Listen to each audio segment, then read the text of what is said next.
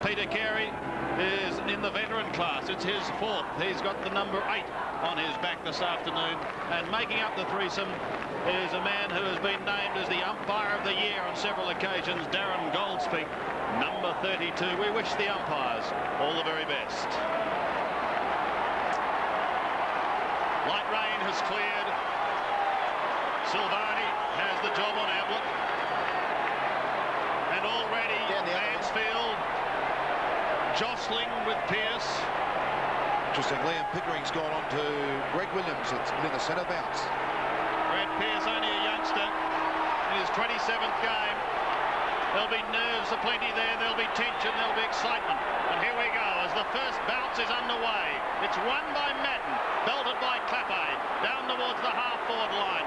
Rice got cleaned up. Free kick to Justin Madden back at the centre. So it will come all the way back. The big Justin. Carlton kicking to the left of screen. Madden in his 311th game is going to kick down towards his opposing ruckman who got a push. And Barnes will take it on halfback. As Malcolm mentioned, the two key players in this game. He comes across the ground to Liam Pickering. Pickering's had a very consistent year. Mensch caught one high. He'll take it on centre wing from Peter Dean. So for the first time in this game, the Cats will go into their attacking zone. Down towards Brownless, down towards Ablett. Up towards the 50 they go. Brownless was the target. Williams looking for his first touch. He got one high from Lee Colbert, and it will come back. You know, that's unbelievable. There's been 2 or 3 free kicks already given. Williams flattened absolutely categorically, and nothing happens from the umpire. Quite blatant. This is Sexton with the football. He kicks towards centre half forward for the Blues. The ball hits the front. Brown hand pass. Couch very productive, but that hand pass a little bit too far. Down goes another Carlton player. In comes Hannah. Hand pass to Ratton. Ratton's kick to the far half forward. Knocked out of the way and taken away by McGrath. Strong football by the Geelong half-back. His kick is a little ordinary. It's bouncing awkward for Tudor. Through goes Sexton. Down goes Hocking. Some good crunching by both sides, particularly by the Cats. Hannah tackled by Hocking. And again, is that dropping the ball? Yes. No, it's a free kick to Hannah. It is between half-back and centre wing. Is Gary Hocking fired up? Well, they should all be fired up, Sandy. This is a grand final. There's no prizes for second in this game. Tim McGrath tries to take the ball in front of himself. This is Scholl for the Cats. He's tackled by Clappe. The ball hits the ground. In goes Pickering. Back to McGrath. Still the pressure applied. Bradley the first chance to score. Bradley shot for goal. It's the first goal of the grand final to the Blues. Just fantastic pressure then from the Carlton half-forward line to keep that ball in. They really did work hard as a unit, and eventually it fell to Craig Bradley. Just terrific pressure here. Clappe does all the hard stuff. Williams just enough pressure. Rice come in with a great smother, and Bradley the finisher. Wonderful start. McGrath caught on Bradley too across half-back. Carlton leads by 6 points. Hocking through but without it. Madden got a hurried kick as the Blues go down towards the half-forward line once again. Defending was Graham. Off to Barnes. He sweeps it wide to Paul Brown, who's got a little bit of space. Can chip towards centre wing. It had to be perfect, and it was to Mensch, who thought about going on to Colbert, but now goes back. And will kick up towards the Geelong 50. Brownless again, in front. Got a touch, but that was all. Was unable to hold the mark. Koutafidis holds the football in that huge hand and then gets a kick down towards centre wing. Brown rides his opponent, Matt Clappe, into the ground, and he'll take the free kick. Kernahan coming a long way out. Spalding is at half forward, and the Duke of Earl has it. Between centre and half forward. Michael Mansfield on Pearce. Here we go. Kicks down towards that area now, through the hands of Pearce and back to Mansfield. He gets crunched by Rice, but he gets his kick, and it's effective to McGrath. McGrath's on the outer wing, and the Cats are away. Well, certainly the crowd are being entertained early with some bone-shattering bumps. McGrath's kick has been marked by McKay, Brewer. Just a little unnecessary attention, but McKay shrugs the tackle and then kicks to the wing. Hannah in front, good mark in front of Lord. Yes, that's an interesting matchup, that one. Lord a lot shorter, of course. Hannah goes into Ratton. Rhett a handball over the top. Good into the path of Sexton. Sexton's kick. 2 full forward. Kernahan at the crumbs. Clappe. Lovely little hand pass. Williams. Have a look at this. Greg Williams. No, he misses. And he misses by a long way. He misses everything. Would have put a lot of money on that one, Robbo. There was 3s on in the run. And Brownless down from the Spalding bump. But the free kick is with Mansfield. He's in the right back pocket for Geelong. Pretty well perfect conditions for a game of football. He's kicked to the wing. Taken by Koutafidis. Tries to get it to Williams. Chopped short. Brown tackle. Umpire, let's play go on. The ball spills now. Chance for McGrath again. It's his 4th touch early in the game. He's kicked to the wing. It misses Ratton. It falls for Minch, but he's knocked down. Ratton was astray. The kick to half forward Madden. That's a mark. And it's been paid to Justin Madden. He's at left half forward, 55 metres from goal. Craig Bradley now moved onto the ball onto Gary Hocking, so that match-up from round 12 at Optus Oval's on again. Madden, you would think just out of his distance. He's trying to check with the umpire as to where the man on the mark is. He kicks in towards full forward. It's an ill-directed kick, sitting underneath it, Kernahan, taking it as Colbert. He runs away from centre half back. His kick slews off the side of his boot, out towards the wing. Geelong have got the chance here, Couch. He gets the hand pass to Tudor. Beautiful running provided by Tudor. The marker's dropped by Brewer. In goes McKay. He's punch wide towards the wing. Avlett's in the action. Tries to get it back to Brewer. Brewer's got the ball. Silvani applies the tackle. McKay goes for the boundary line. And some desperate defence by the Blues results in a throw-in as we have a look at Hickmott, Tanner and Hinkley on the bench for the Cats. Fantastic pressure there. Not to grab the player there, Mackay, just to harass him. Great stuff. Just the 1 goal scored in the opening 5 minutes. Couch under all sorts of pressure from McKay. He goes again. Gets a little chip down towards full forward. Ablett, as he pushed. No, said the umpire. Silvani now feeling the heat. Still in the danger zone as Peter Dean picks it up and coolly comes clear. Back towards the middle. No one able to take it cleanly. Hanna eventually gets it away to Sexton. He goes into the open spaces. It bounces down towards half forward. Graham and Kernahan were both there. Towards McGrath at the back. He's clear. Wobbles it towards the half-back flank region. It will beat all players over the line. And a throw-in to take place as we see the Carlton bench with Scott Camporelli. The spotlight has certainly been on him in recent times, and Manton on his right with Adrian Whitehead. Here's Koutafidis to Williams. Look out.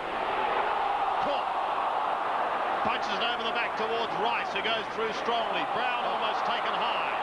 Rice comes again for a second attempt. Back to Williams. Kick well smothered by McGrath. He was held. Eventually wide to Barnes.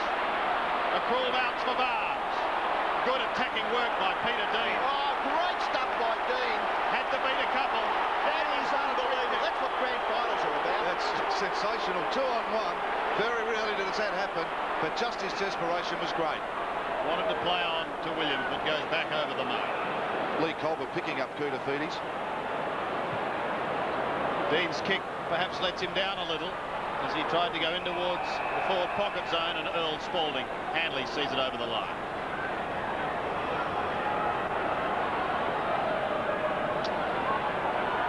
Fine day in Melbourne. There may be the odd shower later in the day, but at the moment it's overcast but relatively warm. Williams picking up early possessions at will. Flicks it towards the 50 and Kernahan again. Can't take it cleanly. Ratton's at the back. Pickering and Brown there also. Picked up by Brown. In trouble. Hadley. Well smothered. It's still in Carlton's forward zone. Eventually to Couch. He can chip to Brown and they'll get away. Brown is at centre half back. His kick, little short, but judging it very well was Brewer. Madden going back, couldn't quite reach it. Brewer's kick into the pocket. Short. Hits Sexton. That's bad football. You've got possession of it. You need to do a little bit better than that. Sexton is in the back pocket. He's probably a little bit further forward than the back pocket. His kick towards the wing. A contest there, and the free kick has been paid to Koutafidis against young Colbert. Koutafidis goes down the boundary line, and the mark there has been taken by Clappe. So the Blues doing well in the early minutes. Yeah, both ruckmen playing wide of each other too. Marshalling there across half back. It was a bad mistake by Clappe. The short kick meant for McKay. Colbert chipped in. gets the hand pass back. Geelong rebound. Here's another rebound. That kick was smothered. Koutafidis has had a few touches. His kick is short. Knocked away from Kernahan. Williams, a free kick is paid to the Carlton captain against young Ben Graham. Interesting, 3 smothers in their forward line already, Carlton. They're really trying to keep that ball in. Goes short and finds Spalding. Still, it may be a distance that will concern the key Carlton forward, Earl Spalding. Usually find the endeavours to try and get the distance. The players lose accuracy. Spalding kicking from 45, perhaps 50 metres when he kicks it. Well, gee, he does a pretty good job. Gets the distance just off to the left and through for one behind. So Carlton lead, they're 1-1. Geelong yet to score. And we've played about 8 minutes in the 1995 Grand Final. Ben Graham to bring it back into play. When he goes long, he's a huge kick. Attempted to get onto that one, but didn't. Brown may keep it in play for Carlton. Ratton's a chance, and he's inside 50. He snaps as he tries to bend it back. Not far enough, another behind. Golden rule at Geelong, if you try a talk like Ben Graham did then, and it doesn't work, you put it away for the rest of the day. So I'll just be interested to see if Benny Grand Final nerves will get him. It's been put away. Hannah. Big Bill. The only flyer on the outer side. Ratton's screaming for it, so too is Spalding. He elects to go a more direct route to goal to Kernahan, who gave a shove. And the umpire said, no, Sticks. You can't do that. Yeah, interesting call. Darren Goldspink as he watched it. Kernahan just nudges him with his elbow, shoulder. Fantastic. Great play within 5 metres. Bit harsh on Stephen Kernahan. Graham from the back pocket. Barnes flying from behind. Hannah is there to tidy up for Carlton. He's got time to have a look down to the Kernahan area again. Again, he almost gives a nudge. Williams is there. Well done. Kernahan off the ground. Carlton are away again.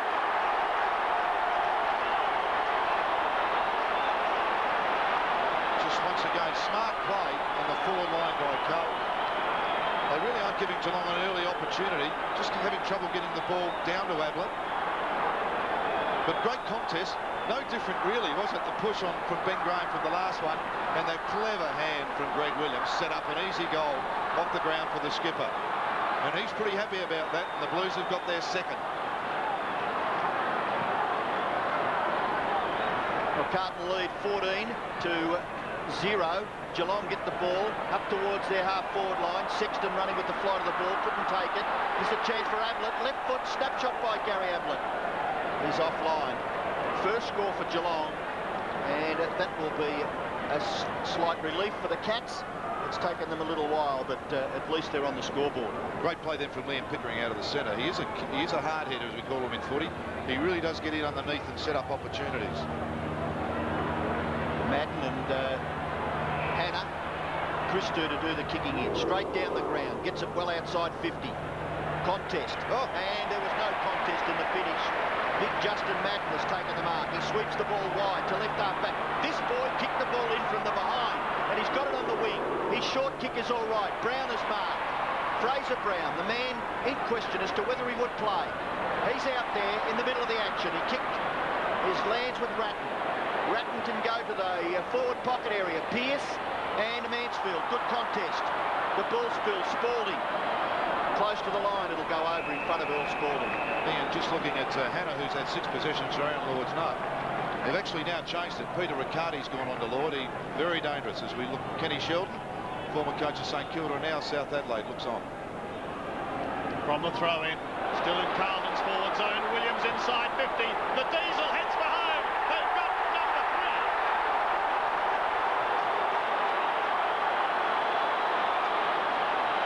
Blue boys are pretty hot in this first quarter. Yes, indeed they are. And, 3 goals at the start of a game is pretty handy. It's a fantastic tap from Stephen Kernahan. And Rhett, instead of just pushing it back to the boundary line, he tried to do something creative. And will-o'-the-wisp, Greg Williams got in behind them all and kicked beautifully. Well, there's David Park and Cole Kinnear and the brains trust of Carlton seeing their side away to a fly. They lead by 19 points. Barnes tries to win it out of the middle, but again it's Madden who locks it up. Oh, he held on to it for a long time, and eventually Hocking takes it away. A high kick wide towards the wing. The bounce favours Koutafidis. Off to the running Mackay. Another one towards Ratton. Good interception by Brown. Look at Hocking go charging through. Almost caught with the ball. In fact, he is. He'll have to come back. Koutafidis was away. Ratton will take it just forward of centre. Still gets the chance to kick to an unmarked player. It's Hannah. Hannah's kick into the pocket. The lead provided by Pearce, and he's in front of Mansfield. And he takes a good mark. Be careful, Greg Williams. The umpires are right onto it. He was prepared to protect his teammate, Brad Pearce. Interesting move this. It was always going to be on that Michael Mansfield would play on him, but Michael Mansfield across half back is such a great rebounder that he may not just get the possessions to set him up from there, and a fantastic jump from Pearce. Well, Pearce in his preferred pocket, if there is a preferred pocket, kicks with his left foot. Not a bad kick. The Blues have got their fourth on the ball. Yes, and you called it. Pearce has really been the surprise goal kicker of the season. Probably one of the most improved players in the competition. He's a bit of a point kicker, but that was just a magnificent kick. And that is a real honest jump at the footy, isn't it? Mick Mansfield trying to do everything right as a defender, a half a metre away, and the extension of the arms was just sensational.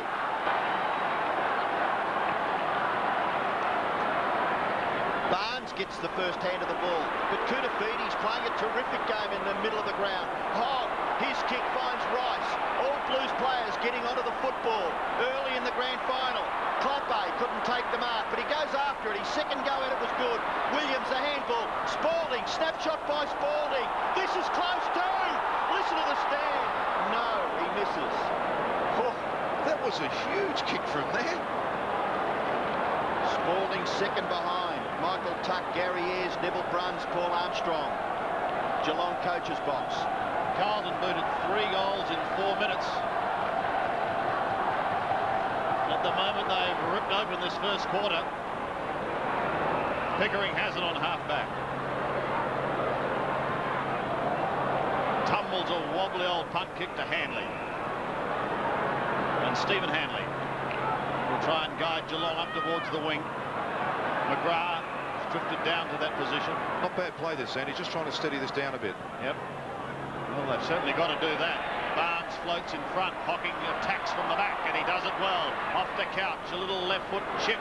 No one there, however. And again, Peter Dean.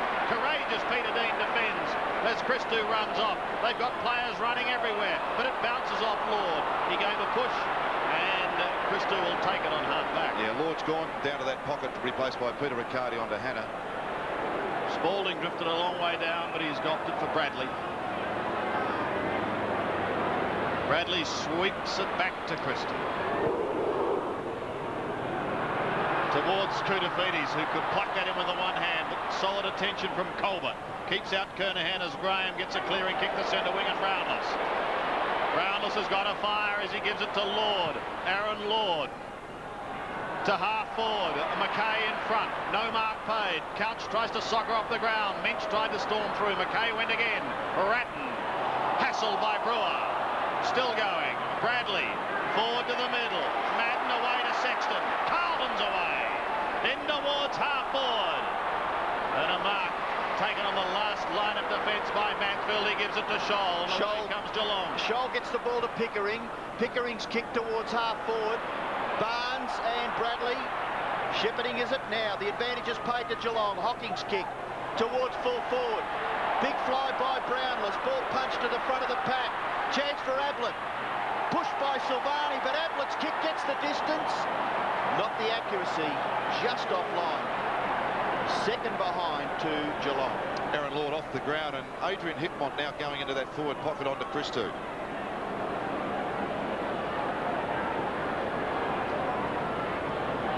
Saw Gary Ablett give away a couple of handballs last week, and that's 2 snapshot he's done around his body, and has missed both of them. So points will come from those sort of shots at goal. Christou from the pocket goes short to Dean. Again, another one finds Hogg. Cocked one early.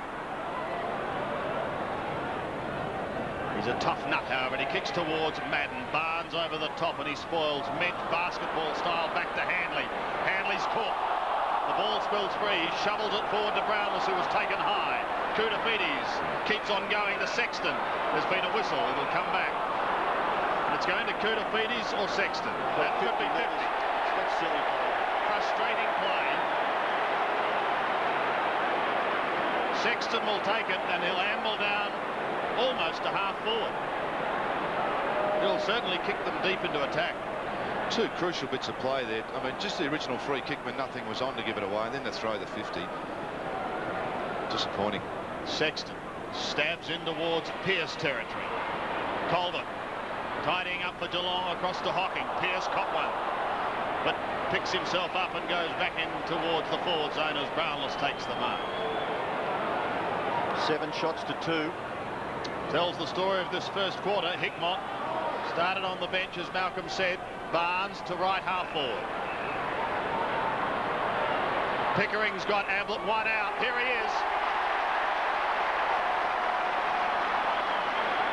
Tanner also coming onto the ground for Geelong, and Handley is the player coming off.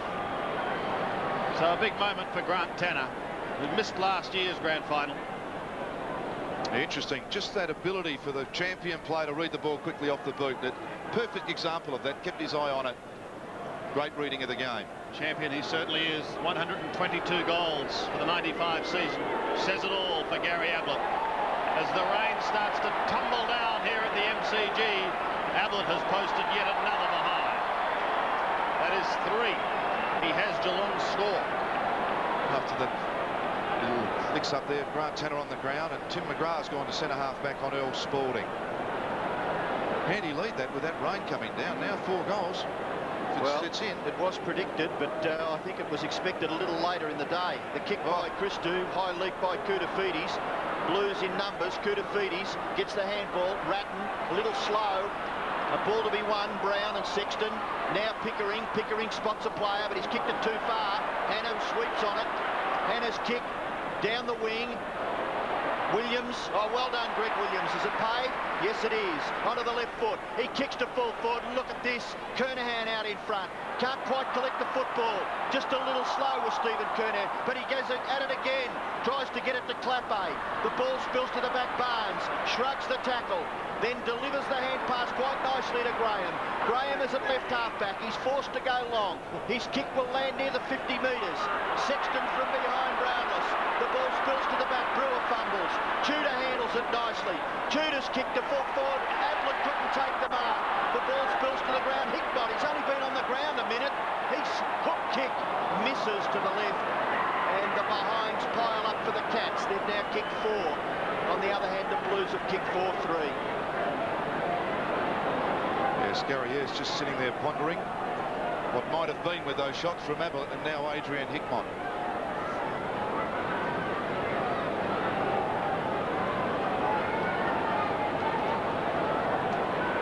Under 4 minutes remaining in the first quarter. As and Christou is told by the umpire to bring the ball back in. We'll head towards Madden. Brownless over the top. Koutafidis is the first to recover from behind. Just wobbles it towards centre wing. Brown leads Clappe. Gets rid of the football very quickly. Spooned well towards Williams, who's been very, very effective in this first quarter. Ben Graham chances his arm. The youngster does well. Graham to Brownless. He's forward of the centre. Ablett will be his target. No, he elects to go wider towards Peter Riccardi. 52 metres out. And he's kicked Geelong's first.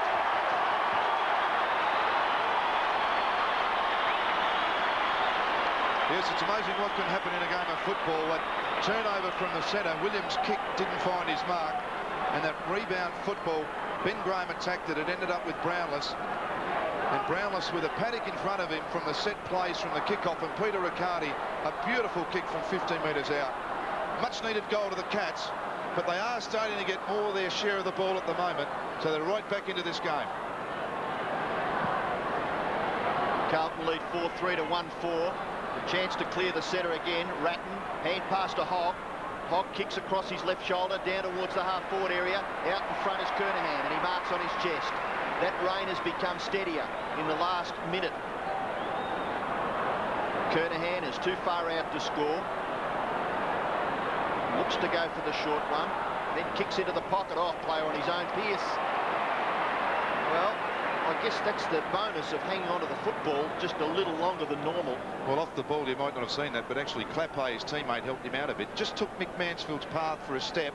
Clappe, and then Pearce was quick enough to get away. He kicked a goal from a similar position about 6 minutes ago. He runs around the man on the mark, then kicks across the face of goal, and in the finish, lucky to squeeze it through for a behind. 4-4 to 1-4, Blues by 18 points. And this rain looks as though it's with us for the rest of the day. Very overcast day here in Melbourne. Koutafidis has had 10 possessions already. He's had a sensational first quarter. He's one of the younger brigade of Carlton who've been sensational this year. Koutafidis hasn't missed a game as Hannah has it fisted away. Pickering's at the back. Now a chance for Geelong. Liam Pickering puts them inside 50 as Hickmont comes screaming out. Can't take the football, but he's up and at it once again. So too is Tudor. Lee Tudor around his body, bending it inside 50, and David Minch takes the mark. Ablett again is one out there with Silvani. Great disciplined play again from Lee Tudor. Remember last year in the Premiership final against North Melbourne, that kick to the front of the goal square. He's done it again here to set up Minch. Minch has had a pretty good year. He's missed only one game. It's an ugly punt, but it's effective. It's the Cats' second.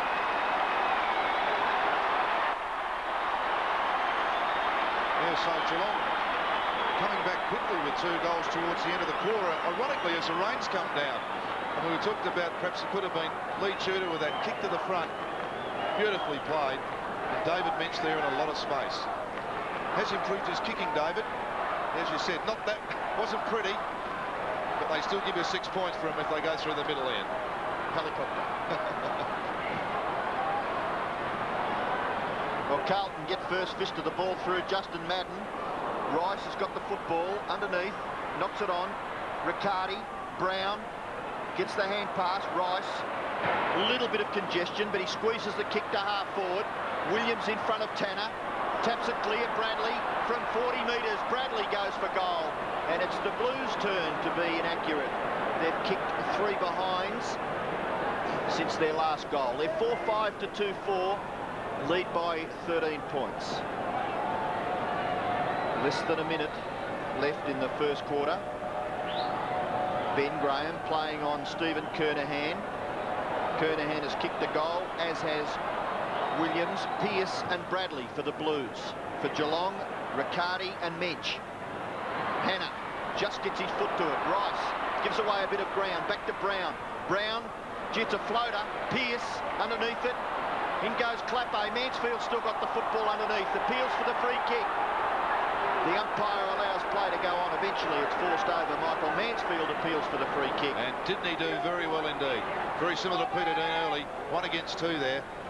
Fantastic fighting qualities of Michael Mansfield. Vital seconds now for Geelong. Carlton and Dearly Love won before the siren, but Couch defends to the outer side, and Peter Riccardi with half a minute remaining. Riccardi goes in towards centre wing and Barnes. Takes it at the second grab. Floats it back to Peter Riccardi. His kick didn't travel a long way. Into Tanner in the middle. Time maybe for the Cats. Williams almost gets the smother, but it's a penetrating kick towards David Minch. Doing the roving work was Tudor, shoveled away from his hands for a moment. Still on right half forward as Hogg defends to the boundary line. He sees it over. And a throw in with only seconds remaining. Madden comes across to contest. This time he'll be up against a Minch. McKay waiting down in front, so too Brown. Fraser Brown has the football, but it's quarter time after the Blues made a sensational start with goals from Bradley, Pearce and Kernahan, 3 in 4 minutes. It was tremendous stuff as they shot away to a 4-3 to 1 behind lead, but the Cats have come back as the rain started to fall. Goals to Riccardi and Minch. and Geelong has closed the gap. David Parkin makes his way down to the Carlton huddle. Well, he's been coaching now for 20 years. This man's been coaching for one. Koutafidis and Christou, two of the young guns with Hogg from Carlton. Koutafidis, a wonderful first quarter, some 10 possessions by the youngster. And Geelong waiting now for Gary Ayres. He has a few words initially with Peter Riccardi. But the Cats certainly back in this game as we check the quarter time score here at the MCG. Carlton a 4-5-29, leading Geelong 2-4-16. Bruce McAvaney has tested the track at Bathurst but is waiting for the green light to begin the Tooheys 1000. Live and exclusive tomorrow on 7 Sport. A clean fuel injector jet is about the size of a human hair. That's a hair's breadth between good performance and no performance at all. Win Spitfire keeps fuel systems clean. You should use it too, like so many other Australians do. A Trust Bank Ideal Home Loan can open the door to the great Australian dream with flexible repayments, an innovative withdrawal facility and a fantastic range of fee discounts which could save you up to $300. And on top of that, we'll also lock in the interest at 7.9% for a full 12 months. But more than that, in Tasmania, we'll come to you. Just call our mobile banker today. Talk to your bank today. This one won't even touch the sides. So how was your day? Gotta work, gotta work it hard. Sweating in the sun, working up a thirst.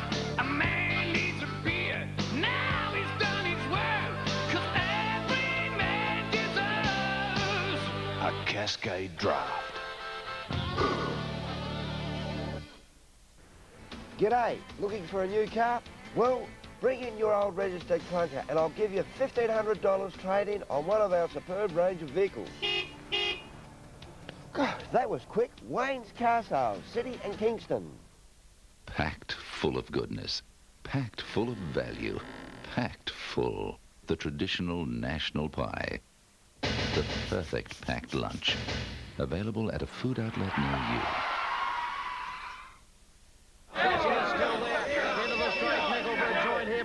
Getaways going better than it. In third place, can't beat on Scott. Blessing can't go on from Mark Bellamy. Mickleborough fights back on the outside. It's clean getaway in front. Mickleborough coming again. They hit it and Mickleburgh's just done enough. Where have you been? Look at this.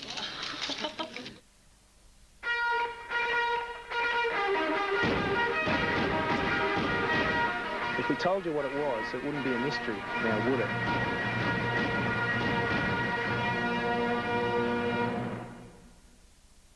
We know some legislative council electorates have a lot of voters. Some not so many. Which is why the electorate boundaries are being reviewed. You can have your say on these changes. Make that free call soon. You're welcome to have a say. Wednesday. You know this man is evil. Morse is playing hide and seek. I'm invisible. With the Devil's Disciple. Gambling with that woman's life. You just made a mistake, Morse. A devilish mystery for Inspector Morse, 8:30 Wednesday. It's quarter time here at the MCG in the 1995 AFL Grand Final. Carlton a 4-5-29, 13-point leaders over Geelong, 2-4-16. And both coaches having plenty to say at quarter time, particularly David Parkin. Once he starts revving up, he's very hard to stop. Gary Ayres talking to his charges. Don't forget, of course, on 7 Sport, you've got a chance to win some wonderful prizes thanks to some of the deeds of the players. And take, for example, the contenders for Mark of the Year. The 7 Sport Mitsubishi Mark of the Year. Your phone vote could win you a Lancer GLX Coupe. Just dial the phone number you wish to vote for.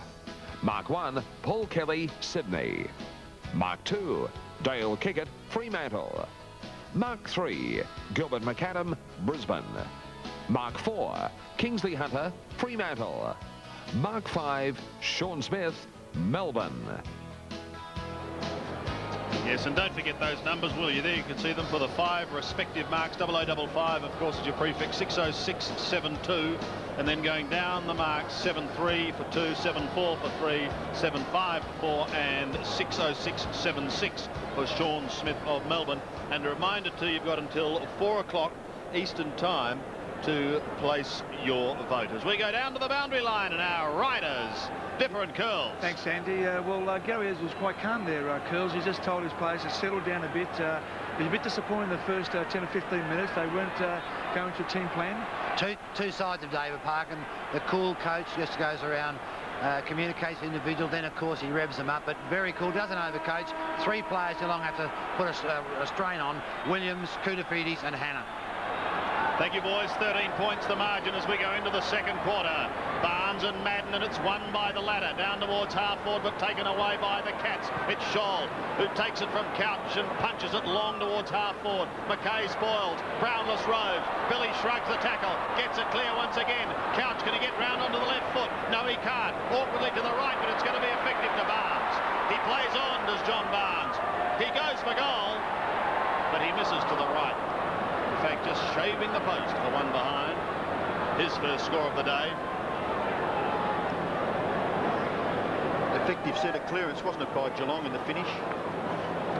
2 goals the margin, and again, this rain persists. It almost, well, it threatened to clear. We're with McKay in the back pocket.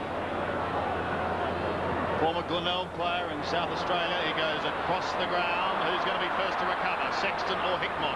It is Sexton who gets it away to Christou. Christou pumps it wide towards Koutafidis. He can't get there in time.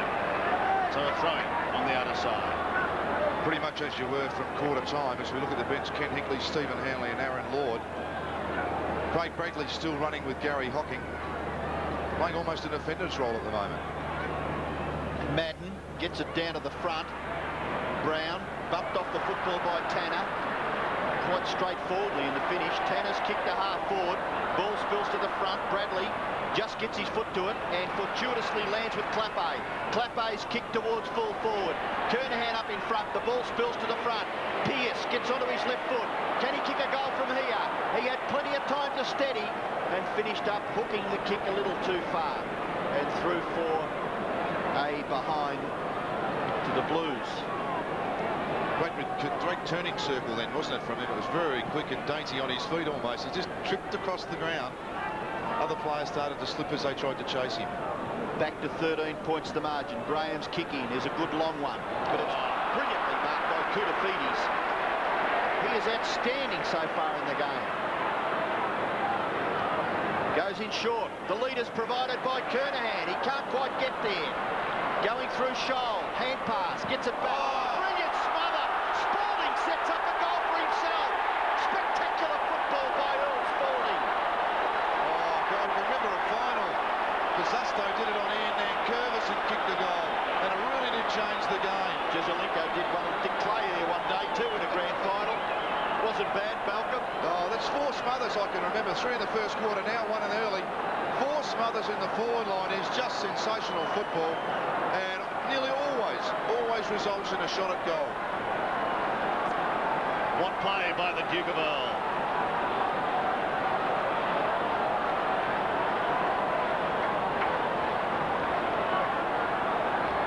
So the Blues were revved up after that one. 5-6 to 2-5 if they weren't revved up already. 19 points the margin. Madden wins it. Spalding went through strongly, but it's McGrath who charges away with the football down towards his co-redhead, Hickmott. There's a wonderful pair of hands, Adrian Hickmott. Just had a flat spot towards the end of the year. He's fought his way back into the side. His second and third games for the club were finals.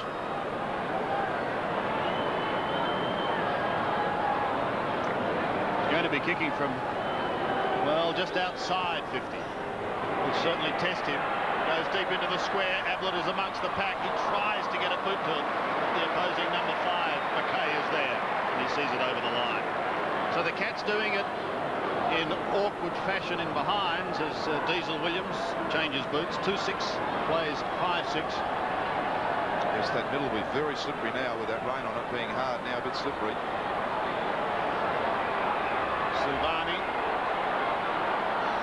brings it back into play to McKay, tucked in the back pocket. Now this is where they go over the other side now. They go back the other way.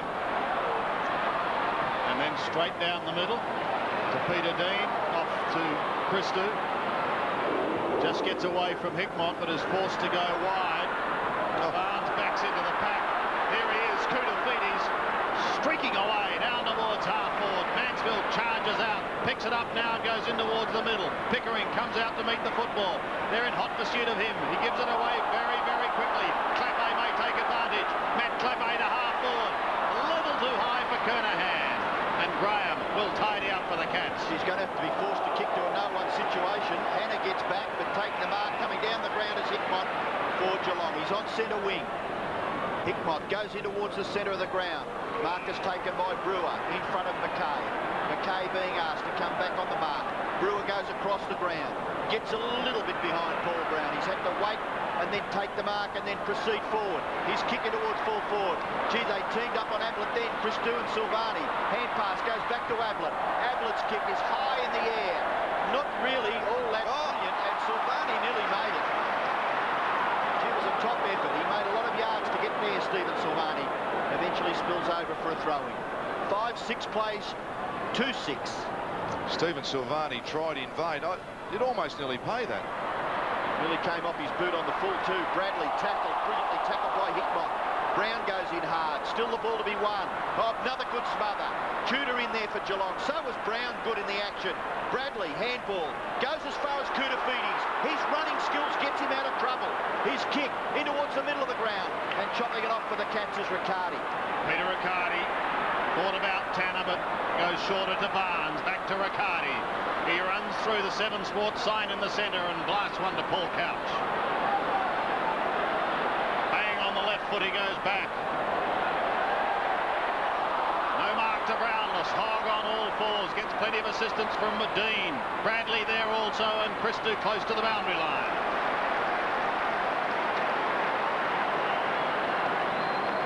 Carlton bench look on. Manton and Cavarelli as Billy Brownless swamped by players as Dean comes over the top and spoils him. Or Madden was held onto on that occasion. McKay. That's right. Threw it towards Bradley. He accepted it, and so too did the umpire. Sexton, a high one in towards Rice. Fisted clear. Hocking a chance. Rice chases him. Hocking stabs it into half forward with that giant hand of Koutafidis. It comes unstuck though. Colbert. No one home, and Madden marks unopposed. He lopes away and even has time to put the ball to ground. It's a poor kick. He had a number of options there, and they've given it away, perhaps too easily. Pickering, a floater towards full forward. Brown was caught behind and forced to spoil, went over the top. The advantage is paid to Bradley, and he bounced his way down through the centre, up towards half forward. Pearce tries to spoil. He can't. Mansfield marks strongly and plays on. Runs away from Kernahan. He's kicked towards half forward. Another good contest. Sexton does very well. The ball kicked away by Ratton in the direction of Hannah and Riccardi. Hannah goes after it, slipping over his shoal, but he gets the hand pass to Riccardi. Good play by the Cats across half-back. Now Graham, who kicks the ball prodigious distances, but only as far as Madden. And Big Madden sticks up those long arms and marks just wide of centre half-back for the Blues. Really important move was Peter Riccardi on the wing. He's starting to get on top of Hannah now and give him some run across that midfield, which they lacked in the first quarter, as Gary Ablett comes and almost pulls up. So nothing in that. Gee, a poor kick, but touched off the boot. Play on, Rice to Hogg. Hogg's kick to half forward. Clappé, good mark. Brown was only centimetres away, but Clappé affects the chest mark between wing and left half forward. The Williams lead for the moment ignored. Pearce charges in towards the pocket area. He's getting his kicks wide though, isn't he? He really does lead wide, does Pearce. He's an exciting young athlete though, both he and Koutafidis. He wobbles this one in towards full forward. Kernahan can't quite get there in time. And over it goes. Have you noticed how open the forward line is at Carlton when they move forward? Really the Carlton blokes at their back end block it up. Really open forward line, Carlton. Kernahan, Koutafidis. in. He almost had it. Clappe close to the boundary line. He keeps it in play towards Ratton and Williams.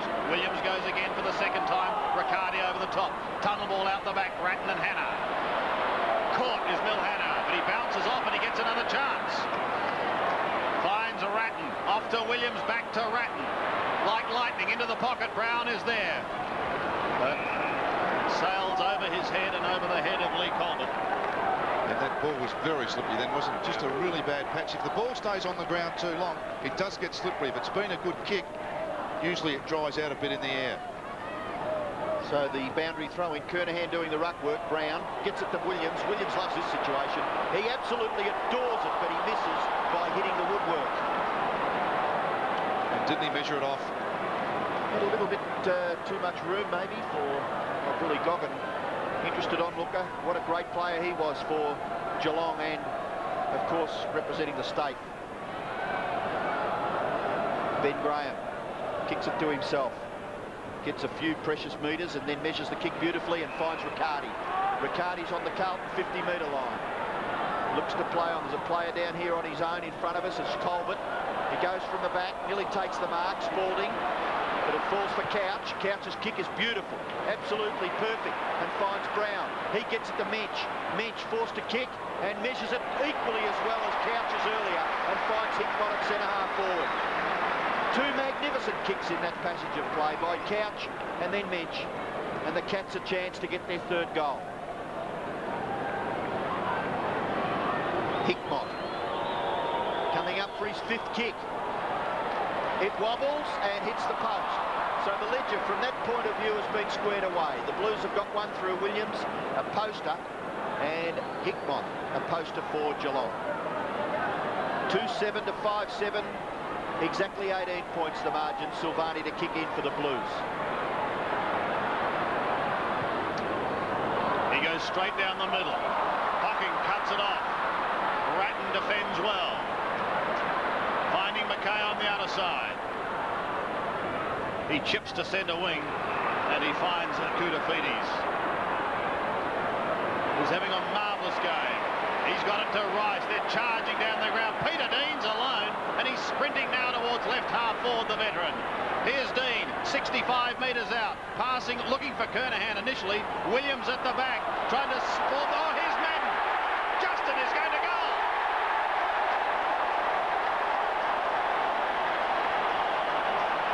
The amazing Justin Madden finds himself alone in the goal square. It's amazing, isn't it, this game of football? How could a bloke 6'29" be alone on the ground of footy?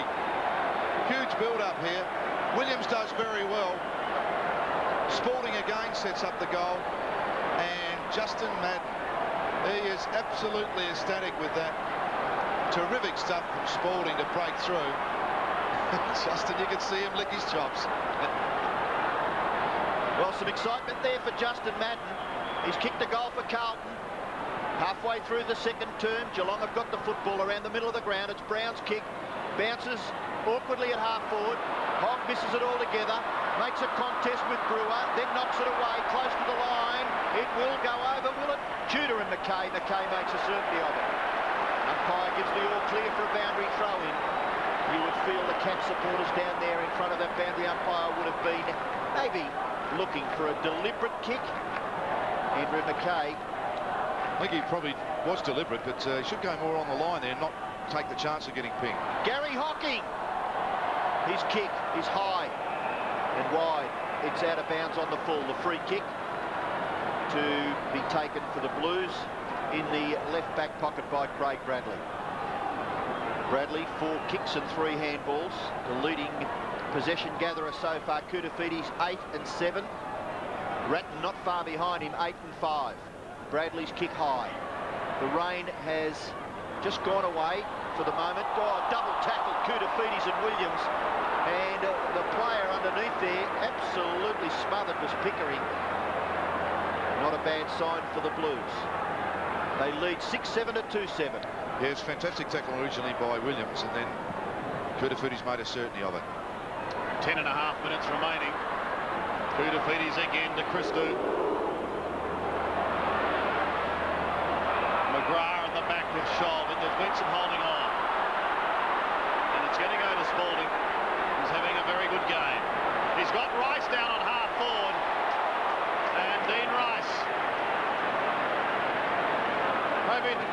triumphant return with a premiership. He is a finisher since coming back into this Carlton side. It's a terrific mark, that, isn't it? Grant Tanner doesn't do anything out of the ordinary there, and really just tried to knock the ball away. But he is a finisher and he can kick goals. Important acquisition on the forward line for Carlton this year.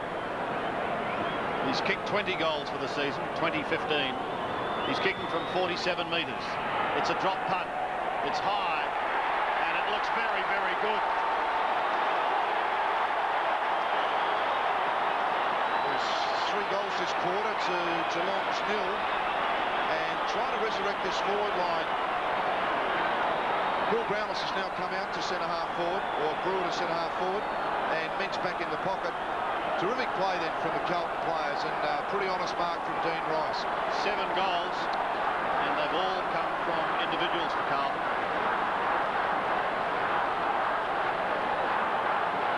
So we're out to a 5-goal margin now, favouring the Blues. Barnes out of the centre, taken by Hocking. He gets crunched and loses the football.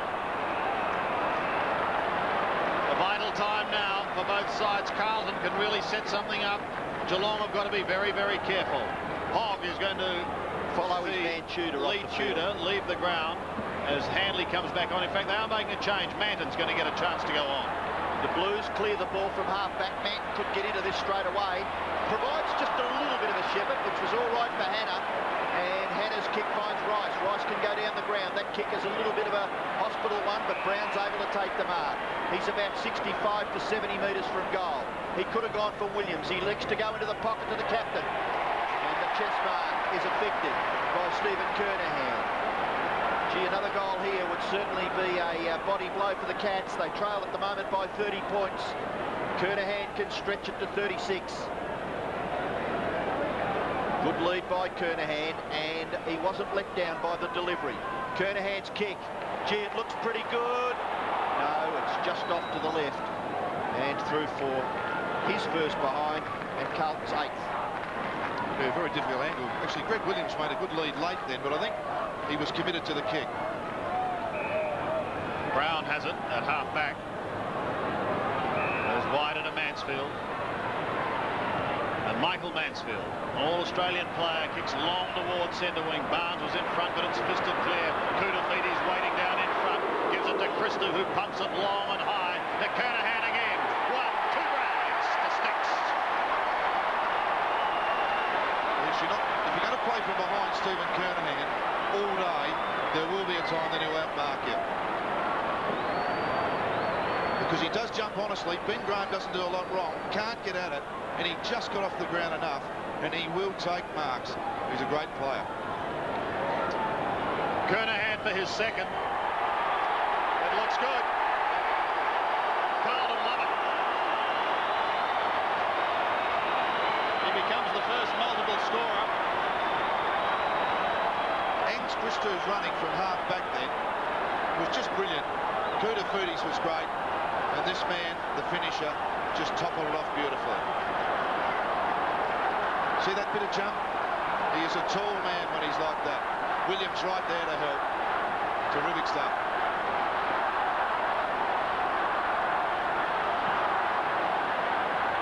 Carlton doing it in bursts. 3 goals in 5 minutes, and now the danger signs up for the Cats. And again, some double and triple tackling there provided by Carlton players on Paul Couch. Tim McGrath moved to centre-half forward. They really are desperate. Manton's gone back with him. So the bounce just forward of the centre. Madden to the back. Hickmott gets a kick. Doesn't quite go as far as Geelong would have desired. McKay to Bradley. Bradley out of a congestion. And the mark taken by Clappe. And again, Brown was only centimetres away. But he couldn't do much. Clappe gets it to Christou. Christou's kick off his left foot. Not too bad. Into the pocket. Rice has a chance to mop up. A free kick isn't too high on the player going for the mark, which looked as though it was Pearce. And Pearce has the football. Now this would be some sort of a kick. No, he goes in short. Looks for Kernahan. It falls to the back. Spalding. Kernahan gets his left foot to it. Not far enough. taken by Scholl. Hand pass Tanner. Tanner further across the full-back line. Barnes no one to kick to. Gives the hand pass away. Goes back to Scholl. Williams nearly to run him down, but he gets his kick away. In towards the centre-half back region, and the mark is taken by Colbert. Lee Colbert, just a youngster. Kicks the ball long. Towards half-forward. Out comes Manton. There's some positive football. The player's only been on the ground for a minute and a half, and he's taken a mark in front of McGrath. He goes wide to Rice. Rice starting to get a bit of the football. That's Kenny Hinkley time. Do some magic up forward. The kick in short.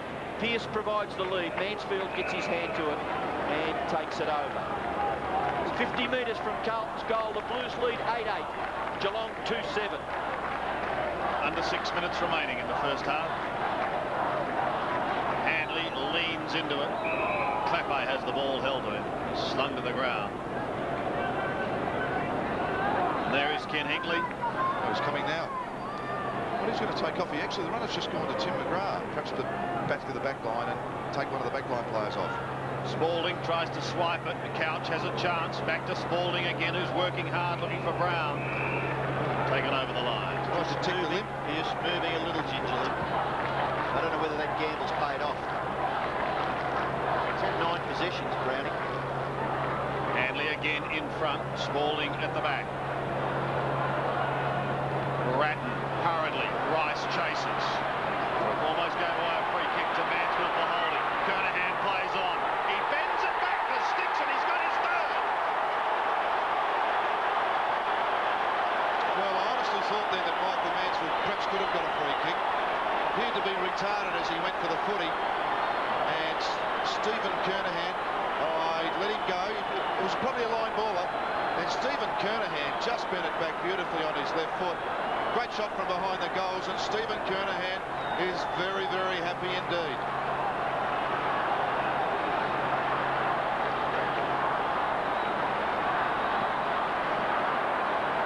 To 2-7, and Bradley gets it out of the centre towards half forward. Away goes Brown. He's whacked in the face, but in true style, he went straight after it and kicked it to Colbert. Colbert's on the wing. He goes short and finds Pickering. Pickering able to size it up, then kicks towards half forward. The ball to the back of the pack. Chance here for Brewer. Hasn't had much of the football. Little kick. Manton gets his right foot to it. And McKay again goes for the line. Silvani, hand pass down the line. This is Gary Hockey. Little kick in towards the middle. Barnes to Brownless. What can they manufacture? Couch must get this if Geelong are to be a chance. And Couch, he dogs it from 35. Pretty good kick by Couch in the finish to get his first goal in Geelong's third. And just keep them close enough. 6 goals won, 37 points. Well, it's a margin. It is indeed. Actually, interesting play here from Silvani leading up to it. He went for the boundary line, it just didn't quite get over. And then terrific backup play from Paul Couch, and slots the first goal of this quarter. As you said, Ed, very much needed now. They need a couple in a hurry to get right back in this game. Let's see what they can do from the centre. Carlton rip it away. Down towards half forward. It came from Ratton, and there's going to be a free kick to Pearce. 45 out directly in front.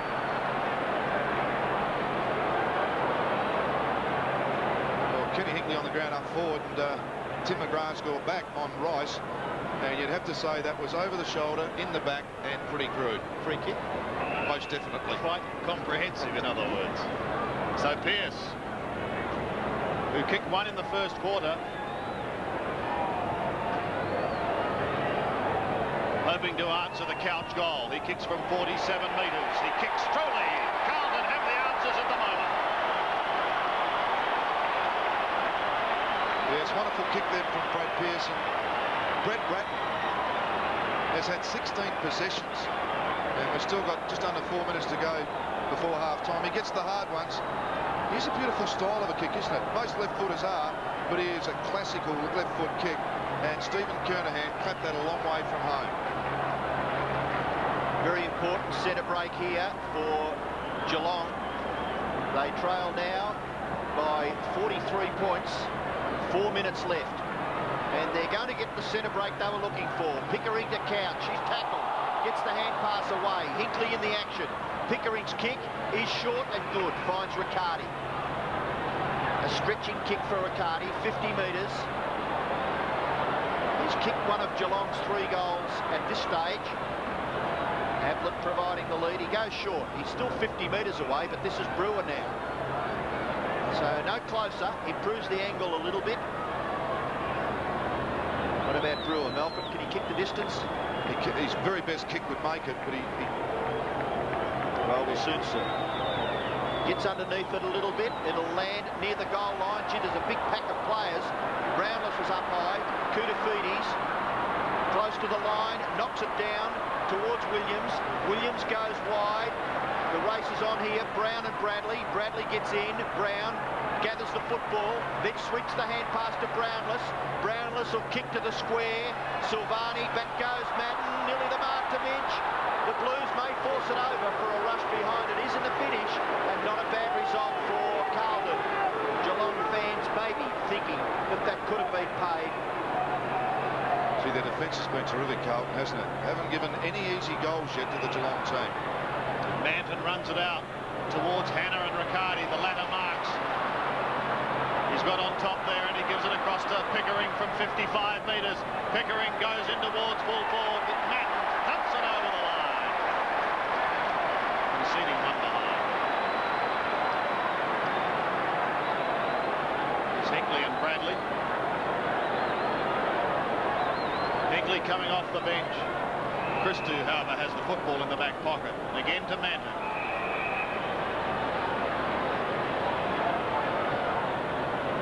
He looks towards Spalding and Hanley, and it's Hanley who thumps it over the line. Interesting ploy, that last ruck bounce, which actually Geelong won. Hanley came into the centre, and Barnes came from centre half back. Quite an interesting ploy, just to try and upset Madden. Geelong bench looking a little despondent as Riccardi flicks it towards Hocking. He got a bit of a nudge as he took the kick back in towards the centre. Good shepherding sees Colbert take the mark. Courageously too. Hocking almost caught his teammate Brown unawares, but he just recovered well. Brown kicks in towards half forward. No one there. Peter Dean caught. Too high, said the umpire. What did you think, Malcolm? Well, it didn't appear high from here, but with perhaps in a, I mean, it was high. The umpire was right there. Madden is too tall for Pickering, speaking of height. McKay is good to Williams, off to Ratton, who's been busy now. Hannah. Couch intercepts towards Riccardi. Hocking on all fours. He crawls towards it. Pickering helps him out. Stabs into the pocket. And an effective spoil by Peter Dean. Sees it over the line. Oh, that's the want. I mean, that was sensational. Here's the free kick replay. As Shane Brewer comes at him, he actually does grab him from behind the neck and around the neck, so pretty good call. Yes, those umpires, gee whiz, if all the crowd could see a replay of it, Sandy, they wouldn't be booing too much, would they? That was a very distinct free kick to Peter Dean. Free kicks are 16-6 in favour of the Blues. And Camporelli on as we watch David Parkin. He's made the move. He's put him onto Peter Riccardi. Hannah's just quietened off with Riccardi on him this quarter. Ruck contest. Dean gets into the middle of the action again. Knocks it close to the line. Ratton tries to get a few metres towards goal. Brown gets out of trouble. He's a clever player. The kick towards the half-forward area. Getting at the back was Riccardi. Does well to get it through Camporelli. 50 metres from goal. This will be a good kick. It swings around and hits the post. You wouldn't believe it. If you sat behind this and you're a Geelong fan, you would have bled for 5 minutes. 10-8 to 3-10. Carlton lead by 40 points.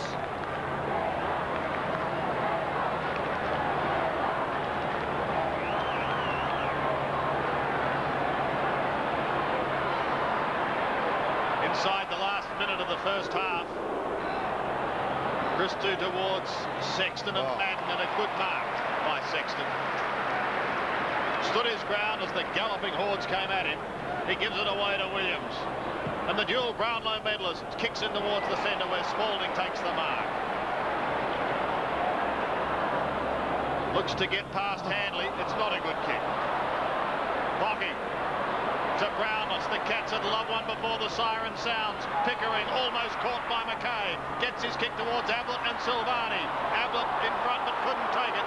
Dean again defends as if his life depended upon it. And we'll have a throw in. Watch it. seconds left. One-on-one defence, fantastic from Carlton. Throw in again. Barnes, Madden, Mensch and Dean just floating into the pack. Madden got it to Williams. Pressure on Koutafidis, who's been sensational. Christou, also excellent as the siren sounds. He gets ridden into the ground. Careful, Billy. Still a half of football to go. And the last thing we want is a melee, but that looks as though it's what we've got. They're coming from everywhere on the outer side in front of the southern stand. Blues would do well to get out of this, I think. They've got nothing to gain, I don't think.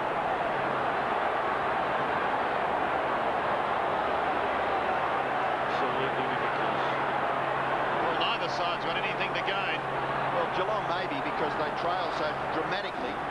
3-10 to 10 goals, 8.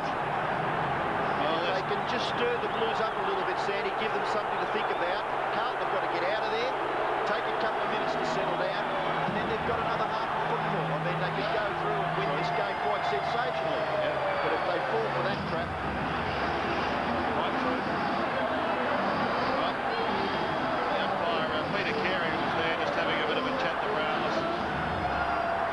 Craig Badley and Silvani and Christou and co. The bottom line is they can look at the scoreboard as the Cats go in at half-time. And Barry Stone, who of course is not playing, but he had a few words to say to Craig Bradley. So there's plenty of feeling naturally enough. With a half of football for the 95 season to go, Gary Ayres' side looking down the barrel at half-time. Carlton lead. I think Peter Riccardi, who's only been there for a quarter, is playing quite well. But he got on top of Hannah. Yeah, and a little bit of lift of Billy Brownless, the centre-half forward, and Appleton needs to lead a bit more. That's the way he's been kicking his goals. But maybe Geelong have made some changes, so we'll soon find out. I might even put Mansfield up well, you've got to line somewhere there. You've got to do something, because at this moment, Geelong are not in this football match. Carlton are controlling it all over the ground. There's one thing I noticed about Carlton too, Curls, and Stephen Kernahan in front, Greg Williams in all the front. time. Yep. Back is Annie. So here we go, the second half. Carlton by 40 points. And once they get their noses in front, they're a very hard nut to crack. Free kick already. Out of the centre. Lee Colbert. Williams to take it. And that's why. So Williams floats one down towards the 50. Mansfield defends for the Cats.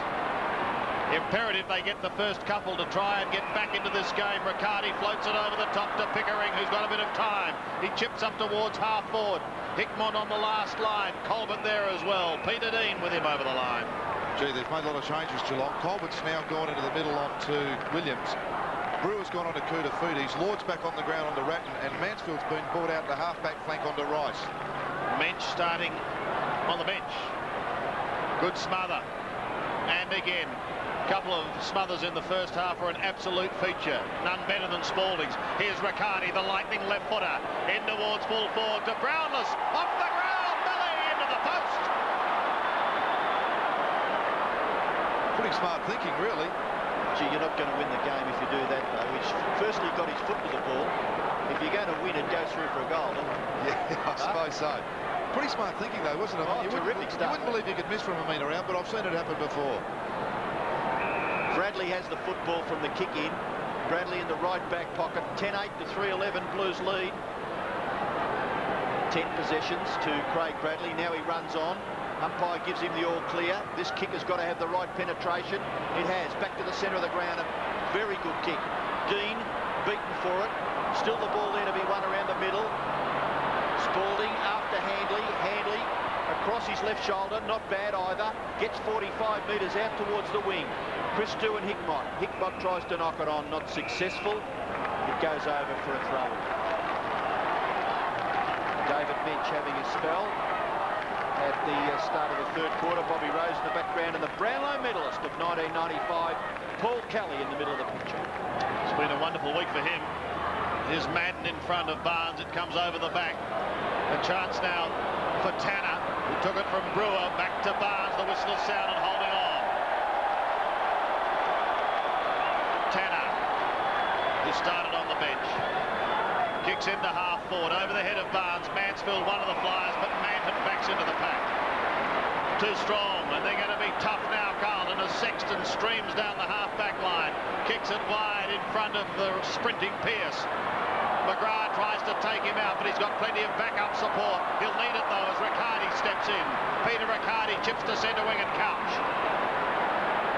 The Brownlow medalist of '89 goes up to half forward. Billy Brownless has been desperately quiet. They need something special from him. 75 from home. He goes towards Ablett. They've smothered him today. And Dean again defends over the line for another throw-in. Yes, courage for one bloke, Peter Dean. Yeah, it's a fantastic play, but pretty predictable, isn't it? A lot of the kicks going to Ablett and double teaming him. There are other players up there. Boundary throw in, Tanner dispossessed. Brown with the football. Well tackled, and the umpire will bounce about 30 metres from the Geelong goal. 10-8 to 3-11, just 1 point added so far in this third term, and that was to Geelong. Madden in front, the ball spills to the back. Opportunity for Hinkley, can't get that hand pass away. Christou goes back towards the line. Ratton, his kick smothered off the boot, and it's against Geelong again. So nothing happening for the Cats. Ratton gives away a hand pass. Bradley runs away from fullback. Kicks out wide. Good play by Spalding. Got rid of Handley. Riccardi's done a hamstring. It's not happening for Geelong. Rice gives it away. McKay is on the end of the hand pass. Geelong in all sorts of trouble. Let's have a look at Riccardi. The kick goes to the 50-metre line. Williams on McGrath. McGrath gets the hand pass away. As far as Handley. Handley back onto his right foot. Kicks it long and high out towards the wing. At the back, Mansfield does well. Takes the mark over McKay.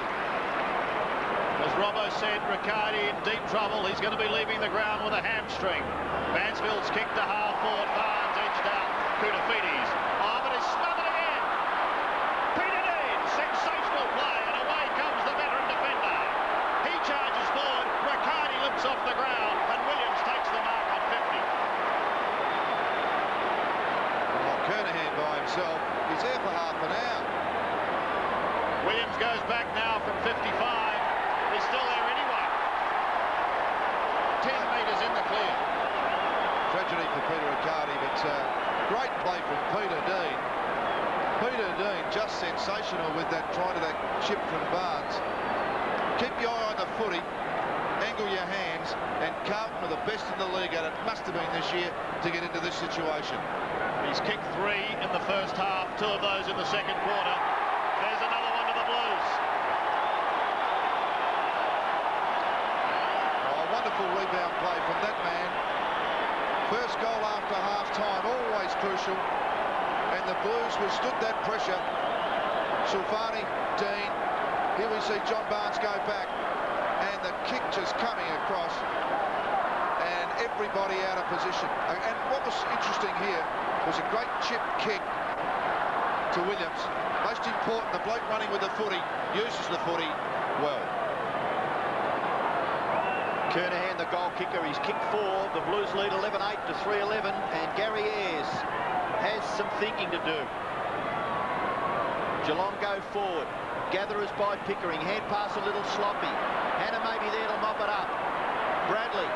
Hand pass. Well done. Ratton off that right foot. Kicks into the pocket. Pearce gets rid of his opponent. Gee whiz, if Geelong watch this go sailing through, there'll be some ordinary looks on their faces, but it's a poor kick by Pearce. And registers just a behind. Yes, 2 goals to. Dean now on Pickering. Let's go down to the boundary line. Peter Riccardi, Dipper, has he gone? Yeah, he's gone. Sandy boys have called it right. Hamstring injury. The doctors are trying to work on it, but I don't think we'll get him back on the ground. Well, tragedy for Riccardi. Kernan's too close, isn't he? Handley is beaten by Williams. And Greg Williams. I saw this in last year's grand final, just before half-time. 2 short kicks and pinched off by the Eagles players, and now the lob kicking Ben Graham has had one pinched by Greg Williams. 45-degree angle, 40 metres out. And Diesel goals! 2 goals to Greg Williams. Carlton are on their way to rewriting the record books. 23 wins out of 25.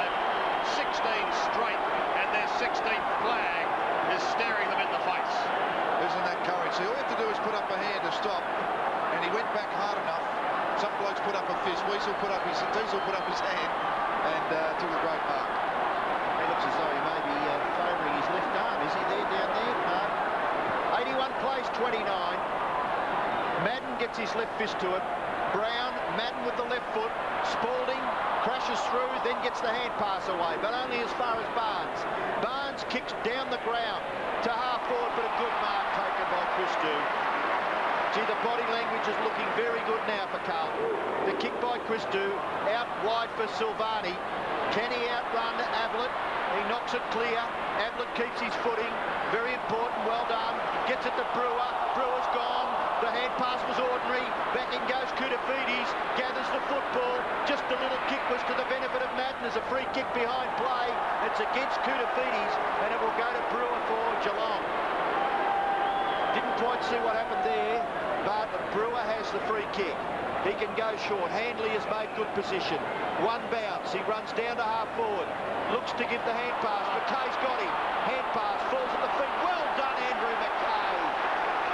The Blues doing everything right in the early part of the third term.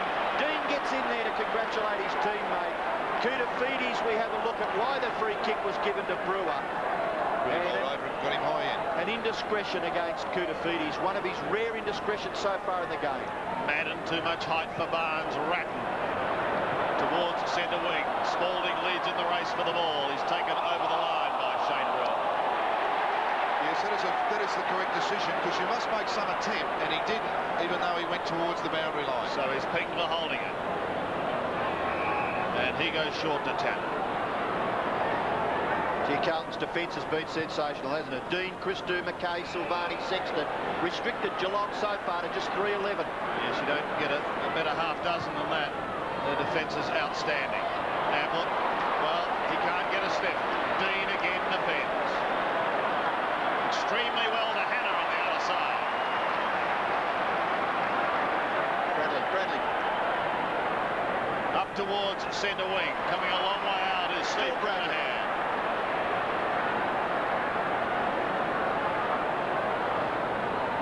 A floater finds Sexton, almost down to right half forward.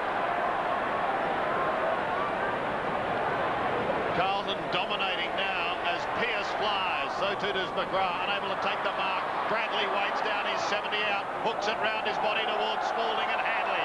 Handley comes over the top, fists it towards the boundary line. Pearce gives chase. He's under pressure from young Ben Graham, and it's over the line. My word, he got there quickly. That was super. My word, yep. So a black day for the Cats, and one of the legends of the game. He wore number 5 with great distinction. Graham Polly Farmer would be bitterly disappointed to see this. It's not over yet as Brown charges forward. So too Handley gives it away to Hocking. Hocking on half-back goes back to Brown, and Brown will clear towards centre wing and Barnes. And Barnes has the football for Geelong. Goes in towards half forward, too high. McKay then him up after the Blues. He can go to Koutoufides. Out in front. You would think he's got the chance to outrun Brewer, but Brewer reprised the tackle, then gets after the football. Koutoufides and Brewer. Brewer and Koutoufides, look at the struggle. The two players, and Koutoufides quite prepared to knock it over for a throw-in. Right, that's what you have to do, yeah. That's what you have to do now at Geelong. Is just do those one-on-one contests well, and that was just fantastic. Boundary throw-in, centre wing, Madden and Barnes. Madden tried to get it down to Ratton. Ratton in underneath. Can't get the ball clear. Couches kick. Smothered by Dean again. Clappe, short one. Dean's on it. Can he kick a goal? Peter Dean. He's dumped after he kicked the football. It may go through. It's marked by Williams. He's going to get the goal anyway. Greg Williams has got it for the Blues.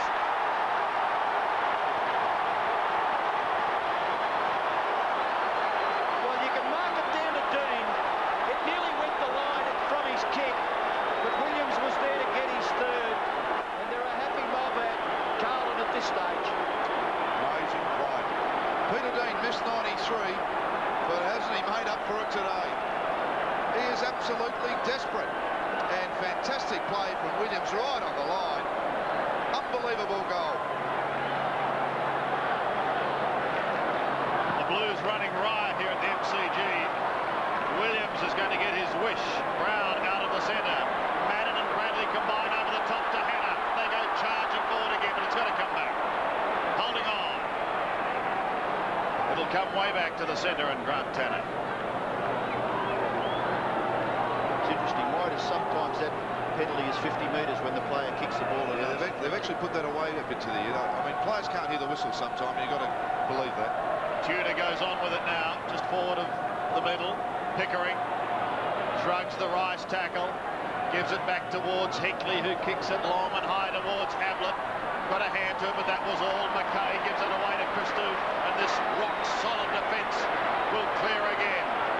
There's none more miserly in the league. He walks it towards centre wing. Safety. As McKay, Sexton, and Brownless lock arms. Barnes comes in to make a foursome, and the game goes on. That's how it started. Nothing in it. So we go back to the action. Clapper has eyes for the football, and he comes courageously into the pack. Spalding got a bad bounce. Couch a good one. Just flings his boot to it, but finds Barnes. He's still forward of the 50. Now passes in towards the forward pocket region. He wanted Ablett. Silvani's too good. Away he comes. Two bounces to Stephen Silvani. Gets the half back. Then kicks to the middle of the ground. Carlton on the end of this one. Clappe off the left foot. Clappe looks for Kernahan. It covers that player and his opponent Graham. In goes Colbert. Williams keeps his footing. Can he gather the ball? He knocks it to the favour of Kernahan. Kernahan, very difficult ball to grasp at ground level. Ben Graham gets his left foot to it. Kicks it down towards the wing. Leading in the race for the ball is Tanner. He gathers and then kicks high. Indiscriminately, he's dumped by Brown, and the free kick will go down the ground to a Brewer at right half forward for the Cats. Yes, Brown didn't need to do that, did he? A little bit soft, but anyway, it was the free kick. Hickmott goes into the pocket. Ablett slips over. In goes Christou to make the contest with Pickering. The ball to the front of the goals. Back goes Manton and Hinkley. Hinkley falls over, gets the hand pass back. Sexton and Christou, a little bit of misunderstanding. Sexton's in there, and he locks it up for the Blues in the left back pocket. They lead 13-9 to 3-11, and we've got 9 minutes left in the third term.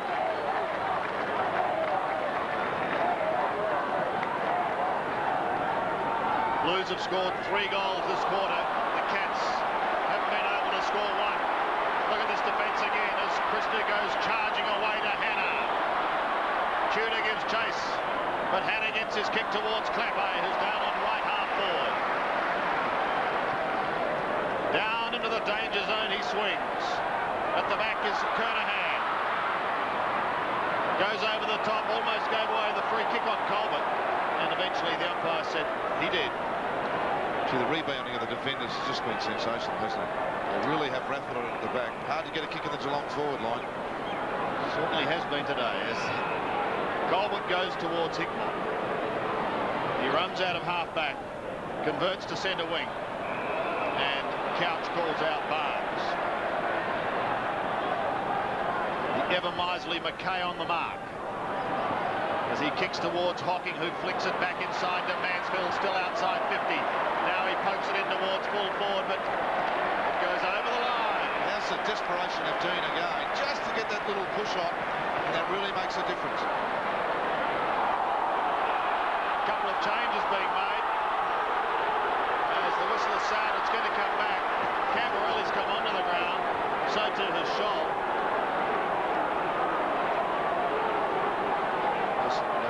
Lee Colbert off the ground for Geelong. Just missed the Carlton player.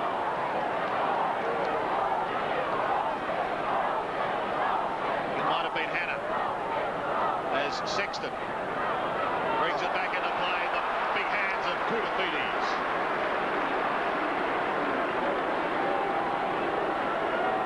We mentioned that low scoring. The Cats' last goal at the 22-minute mark of the second quarter. It's been a long time between drinks. But Carlton will be hoping to celebrate Greg Williams' birthday tonight with a few if they continue in this vein. Clappe gathers the football, had a second go at it. Got it back to Pearce. Pearce from the left foot, usually pretty good. Towards full forward, Madden was in the action. The ball spills. Camberelli! Snapshot by Camberelli, it's home!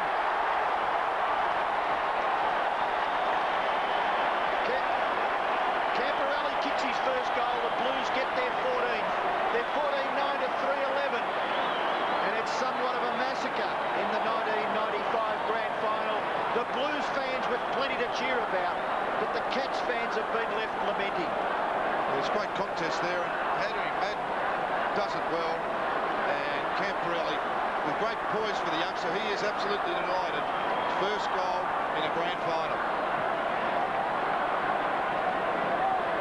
29 plays 93. Carlton have kicked 9 out of the last 10, and Madden sends them forward again towards Kernahan. Can't take the mark, but Graham is claimed. Look at the tackling by Sticks. He gives it away. This could result in another one. Still locked inside 50. Brown gives the hand pass away. Pearce has a snap. It wobbles off the side of the boot in towards the right forward pocket region, and it is there that Tudor is bumped over the line. The football spills free, and a throw-in to take place. At the other end of the ground, Brewer's gone back to centre half forward as we look at Mel Hanna, and Pickering now gone on to Kuta Foodies on the wing. Just over 6 minutes of this third quarter remaining. A term that has been dominated by Carlton, and they're setting something up here. In towards full forward over the top of Handley came the kick from Rhett, and it results in one behind. In a sensational team effort from the Blues today, 14-10 plays 3-11. Geelong have added one behind for the quarter. Well, I think a lot of the smart people thought that Carlton's defence would hold them in great stead, but gee whiz, this is just absolutely perfect football in a grand final. The kick back to the centre of the ground. They're going to force it forward again here. Dean Rice gets the handball. Madden, gee whiz, he'll be happy about this. The kick goes up and under towards full forward. In front was Clappe, couldn't take the mark. The ball bashed back towards half-back. Shoal it is for Geelong. A long hand pass out wide to Brown. Gets it to Tudor. Camporelli the chaser. Tudor's kick goes very wide. Slipping over out there was Hickmott. Christou keeps his footing. Very important in today's football. Camporelli back to Christou. They love him to finish. His kick towards half-forward being marked by Williams. And Williams with 3 goals against his name. And a Premiership medal with 2 Brownlow medals staring him in the face. You'd have to say he's a chance to kick a goal here. Greg Williams. Yes, the kick actually wobbled. Shoal went to go back for it. Williams, champions read it quicker. Amazing. Hand to foot, eye coordination, just quicker than average. And pretty good stats too. 19 possessions. Going for his 4th goal. Such a professional. That kick floats and floats offline. 3 goals, 1. Players over 10 possessions. Yeah, coach's box as we look on. Carlton have had 14 players with over 10. Geelong 7. Handley unable to take it on the half volley. He's in trouble towards Lord. Sneaks it away to Shoal, who runs down towards the centre wing. Couch claim. Carlton hunting in packs. McKay still controls the football. He was surrounded by 3 and still got away with it. Christou to Rice. Pushed off the football by Mansfield. He keeps it in play, but only as far as Christou. Got a hand to it. Now Hickmott stabs into half forward. Brownless takes the mark. And he's been very, very quiet today, has Billy Brownless. You also got to say that it hasn't been down there a lot. This is his 10th possession, Sandy. So, you know, he's taken 5 marks. I mean, I don't think he's been the poorest player or that much noise against him, to be honest. Rice coming off for Whitehead. Brownless from just inside 40. And away to the right.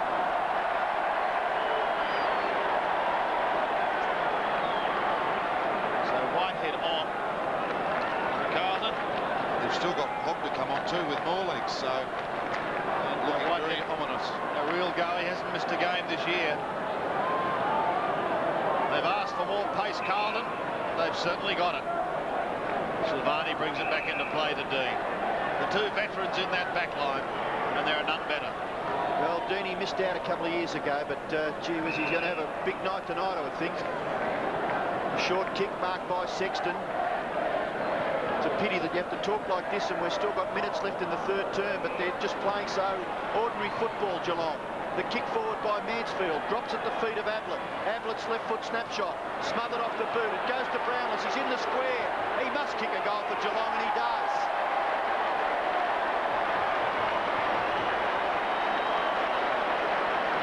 Yeah, it's a lot of hard work from the Geelong Football Club. 4 goals in the grand final. Who would have thought of this? The free scoring sides throughout the year. Ablett got it round. On good days I've seen him kick those, but it just wobbled into the goal square, and Billy made sure of it by kicking it into about the 25th tier. So a much needed goal from the Cats. Can we find something else within side of themselves to lift? So the football being confiscated by a member of the crowd down at the main scoreboard into the ground. Rice off the ground with Hock. And Geelong get their 4th goal through Brownless. Bradley misses it altogether. He's got another chance though. Handball to no one in particular, but the bounce all important. It goes back Carlton's way. Barnes gets it wide. Williams beaten for it by Tudor. Tudor across half-back. The hand pass just sits for Tanner. Tanner goes to Tudor again. He was instrumental in that passage of play. In goes McKay. Can he get past Couch? He goes after it again. Desperate stuff by McKay. That has been the trademark of the Carlton performance. Bradley's kick. Williams there. Right in front. 20 metres out. And Greg Williams for, I would say, half a fleeting second maybe thought of the hand pass to Kernahan. And I think that's the difference of the two sides. That kicking mainly into the forward line. The best 2 kicks in Geelong are Hocking and Couch, and they just haven't got enough of the footy in that environment. Williams to kick his 4th goal, and he's successful. 3 goals for the quarter for Greg Williams. It's a marvellous return from this dominant Carlton side as they have been all year. And surely the Geelong fans are now very, very disappointed about this, but it's been some sensational play from Carlton.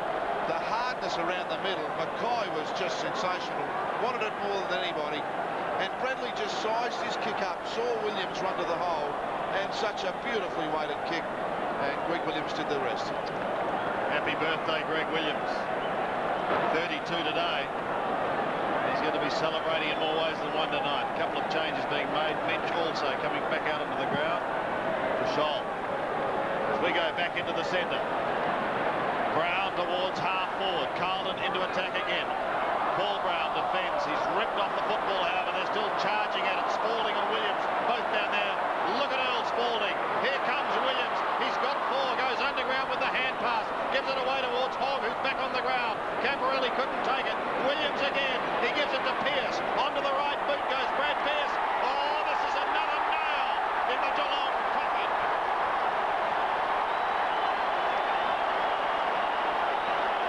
So goal in each quarter. Yeah, goal in each quarter, and the pressure in the middle of the ground is just exciting at the moment. Williams just ever so creative in that forward line. Hogg manages to get it away, and back to Williams again. And if there was any doubt, any question mark at all about what Greg Williams was capable of, this has been his place and his forum for that Premiership medal that he so desires. Gee, they nearly got the ball away from that centre congestion area again, but a free kick has been paid. The ball will come back. Still it will be Carlton through Justin Madden. Could go for Kernahan. Kernahan at full forward, in front, couldn't take the mark. Tries to flip the ball clear, only as far as Gary Hocking. His hand pass, finds Hinkley. Hinkley goes down the ground. The floating ball clears the pack. Brewer goes in from 40 metres. Straight in front goes Brewer, and he's put it through for Geelong's 5th goal. So not as much noise for that goal, of course, and a very weary wag of the flag. And pretty good play as that ball comes through the middle. Dean just misjudged it, and Brewer at the back just chipped over Silvani Sexton's head for a goal. So Brewer, the goal kicker for Geelong, Barry Stoneham, looks on, absolutely helpless. 16-11 to 5-12. I think we all thought it was going to be a tight game, but the Blues have been just relentless in their attack on the football and their opponents. You can't believe this, can you? Geelong have had 6 losses for the year, averaged by 9 points. This is their biggest loss. This is going to be their biggest loss by a trillion times bigger than that. Well, amazing. Maybe, but still, the game has got a little bit to go. Barnes, left foot kick, not bad. Finds Handley. Handley in the middle of the ground. Hooks his kick wide. The ball sits at the feet there of Mansfield. He does well in the finish. Gathers and kicks with his right foot to half forward. And the mark is taken by Pickering. Pickering is only about 30 metres out directly in front. He's been quite productive for the Cats, 14 and 7. And affected 2 tackles. Yeah, it's pretty regulation mark, and Christo just helped into the ground a bit. So the margin at the moment is 65 points. Pickering can bring it back to 59. He kicks for goal, and he has put it through. Yes, it's an amazing scoreline, and Gary Ayres, Michael Tuck, Paul Armstrong, look on. Jeff Keeshan there as well. His kick missed Mansfield, but it was good enough to come back. Mick Mansfield's done some pretty good stuff in this quarter. He's been one of the few really good Geelong players in this quarter, trying to get them going, trying to run down, and Leon Pickering grabbed the mark. 59 points the margin. Handley out of the centre. Geelong go down towards Ablett. The siren beats him. And it's a miserable looking scoreline for the Cats. Even though they kicked as many goals in that quarter as they did in the first half. Gary Ayres has deep, deep worries. Carlton, on the other hand,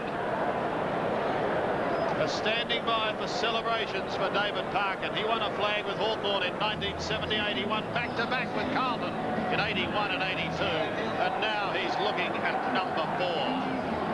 And Diesel Williams looking for his first. Maybe he's looking to add to his medal collection with a Norm Smith. Who knows? We've got a quarter of football to go. It's a scoreline that belongs to Carlton as David Parkin comes out to meet his charges. And that's a David Parkin that almost looks relaxed. 30 minutes to go. And Carlton in the box seat, looking for flag number 16. Looking for their 16th straight win. They're 16-11, 107. Geelong are 6-12, 48. A big sporting weekend continues tomorrow when the mountain comes alive for Bathurst 95. Only on 7. A Trust Bank Ideal Home Loan can open the door to the great Australian dream with flexible repayments, an innovative withdrawal facility and a fantastic range of fee discounts which could save you up to $300. And on top of that, we'll also lock in the interest at 7.9% for a full 12 months. But more than that, in Tasmania, we'll come to you. Just call our mobile banker today. Talk to your bank today.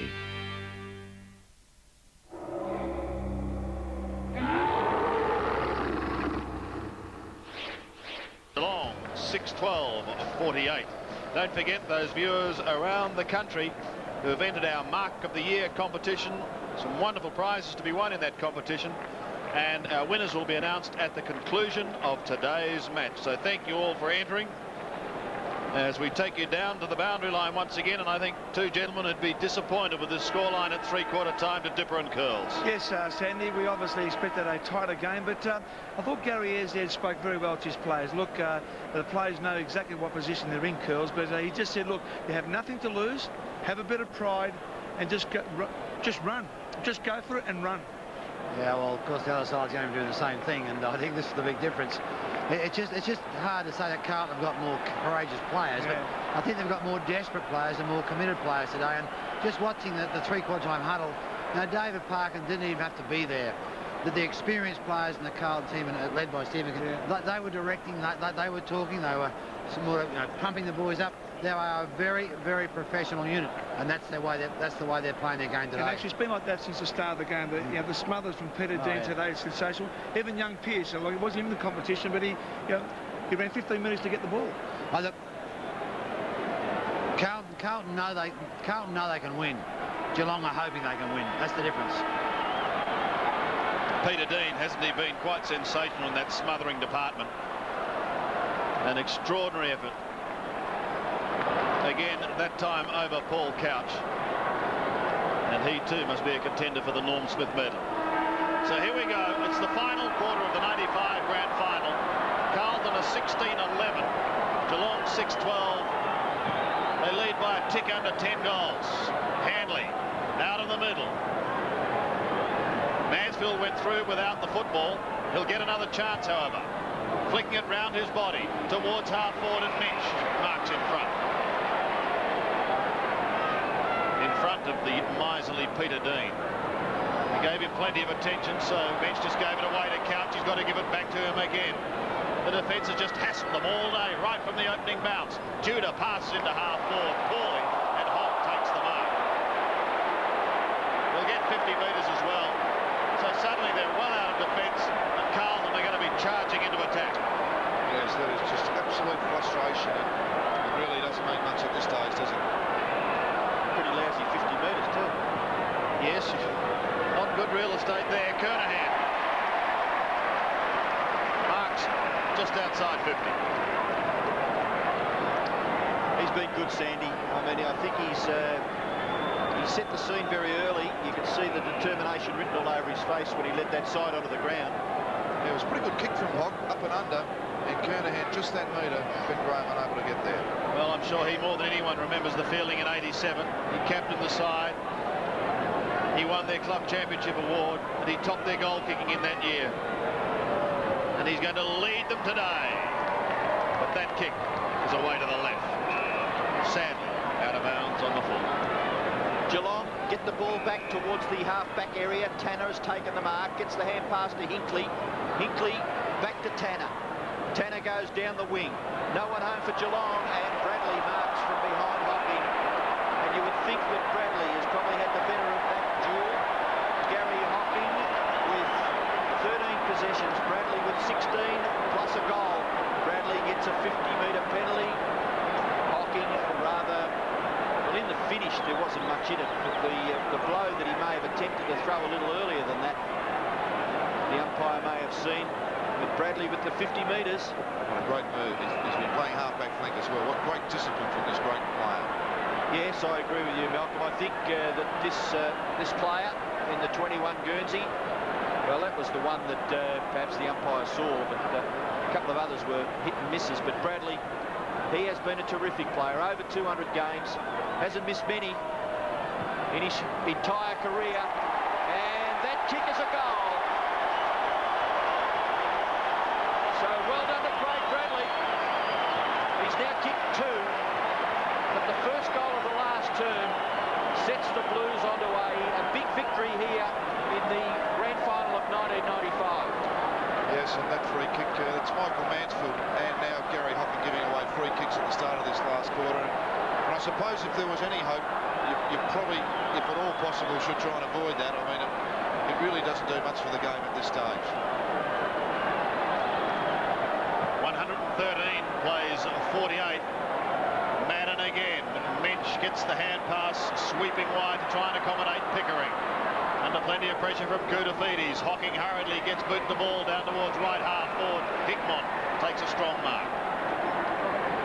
Still outside 50. Their attacking forays have been few and far between. Hocking marks.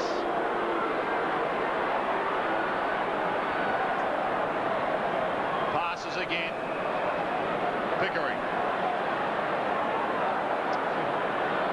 He really has risen from the ashes after playing a handful of games over 5 years at North Melbourne. Centering kick, but it's marked by Mantle. Everything going with Carlton at the moment. He can come wide to Silvani, who in turn has players streaming down the ground alone. Sexton's alone. Camporelli's alone. The pair will combine. Defence charges into attack. The pass goes down towards full forward. Kernahan will give it to Williams. He blazes into goal and he kicks it. Goal number 5 for Diesel Williams.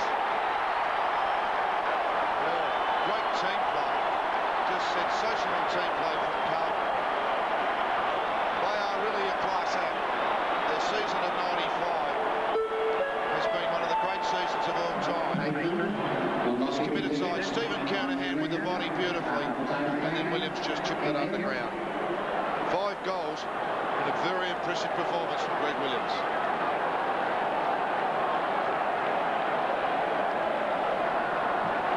Williams 5 goals, Blues 18-11, Geelong 6-12, Mansfield dispossessed, Handley dispossessed, ball spills to Camberelli, you haven't got all day, son. He's dispossessed himself.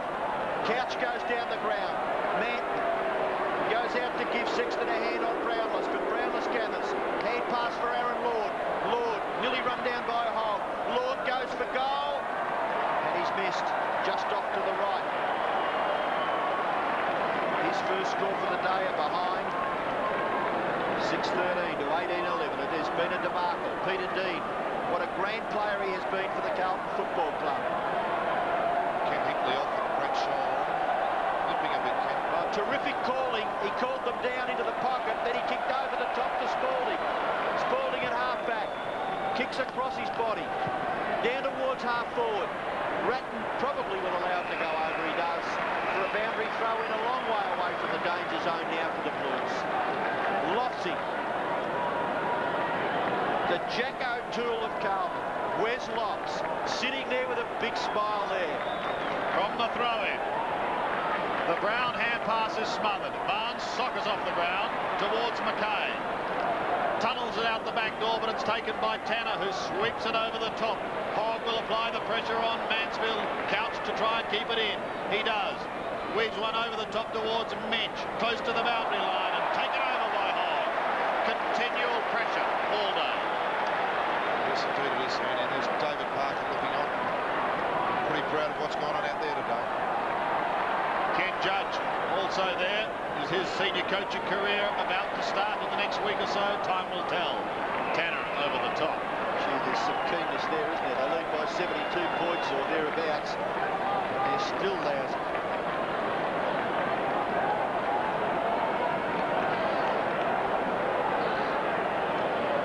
The game really promised so much in the start, didn't it? The Carlton just squeezed the life out of it. Dean comes over the top. Hasn't this bloke been terrific too the whole year? Yeah. And Madden has the free kick. Is that 14 possessions, Sandy? Played well. I have to give the votes too for this Norm Smith medal. It's getting harder by the minute, but I can assure you, they're all Carlton players that I'm looking at.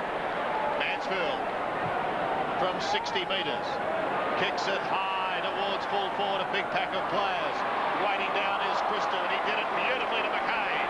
A quick twist, and then they're away towards Koutafides. Look at that. Just too good. Good shepherding by Bradley, and Kuta to half forward. Out comes Kernahan. Graham is there. He chanced his arm and went, and almost got away. But Koutafides again. Look at the way he does it with the one hand. Kernahan from 55 goes for home. Diesel's there. He's got to beat a couple. McGrath cuts across in front, and he steadies and defends towards Barnes on the half-back flank. Kick by McGrath in the finish to find Barnes. Barnes' left foot kick too. Across to the centre. Graham fumbles. May get caught. Handball. Indirect. Clappe. Kernahan. Brown. Cut this off, Fraser Brown. Have a shot at goal. Left foot. And he misses. Only just. His first reaction, though, was to look to the middle. Williams just couldn't go on and find enough space, so then he ducked the player and just missed. Lee Colbert about to come back onto the ground at the expense of Scholl. And Ben Graham kicks it to himself and runs away from the square. 71 points the margin. McKay couldn't take it. Good work by Clappe to Hogg. It's a high kick into half forward. The pack's there. Ratton first to it. He was held. The umpire calls play on. So they go again. Spalding pops it over the top. They've got the numbers everywhere. Williams again. Steps one into full forward. Kernahan will shoot for number 5. Williams already has 5, and he's given a few away. Great play here. Great pressure again from the Carlton players. Great sharing of the footy. And Williams already got 5, but still thinks team and gives it to the skipper. And he now has joined him with 5 goals.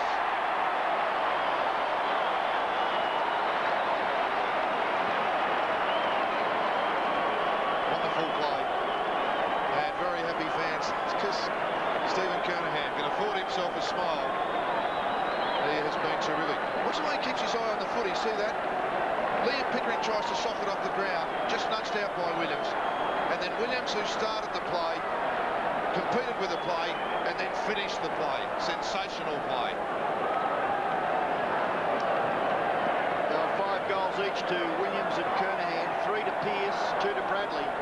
And on the other side of the ledger, Geelong have managed 6 goals, and they're all singles. Gary Ablett remains goalless.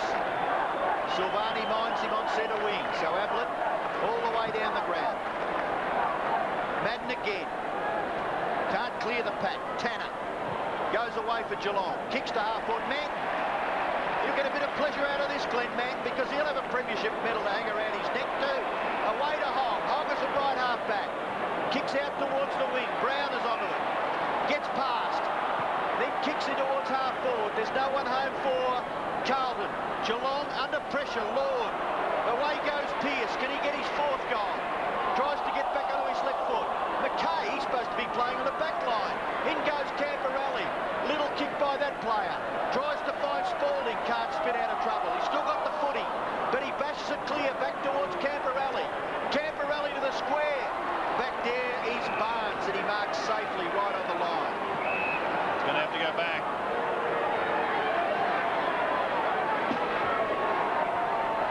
126 plays 49 with just over 12 minutes remaining.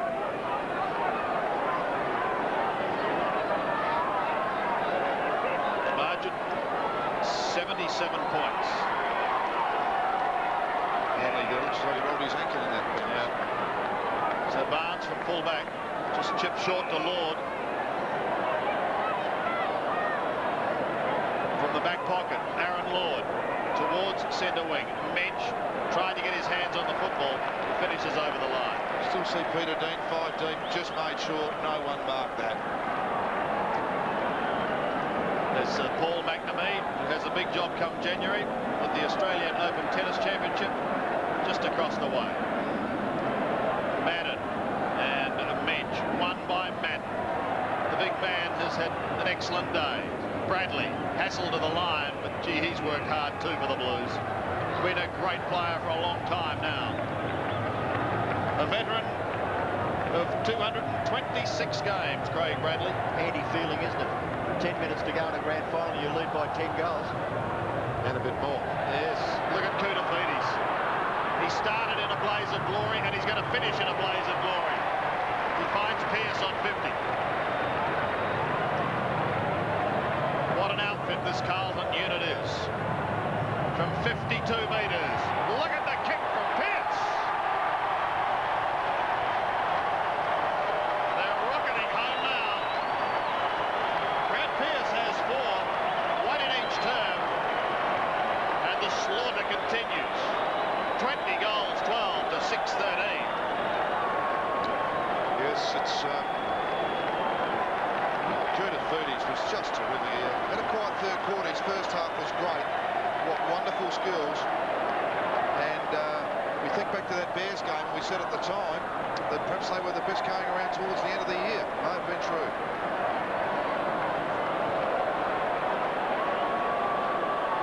.32 plays 49. The Blues go into attack once again. A crash there. Colbert gets it back. Williams. Oh, he would have loved that, wouldn't he? Well, he had half an hour too. 6 goals against his game in a grand final. But left wondering about that one. Bill Hanna on the boundary line. Lord marks the kick in. Still Williams and Kernahan with 5 goals apiece against their name. Tanner just wide of centre half back. Hand pass over the top to Tudor. Tudor goes wide towards half forward. Mensch marks in front of Koutafidis. Koutafidis sensation. Hand pass by Mensch finds Tudor. Tudor goes high. The kick is smothered off the boot once again. Still the Blues. Relentless in their attack on the football.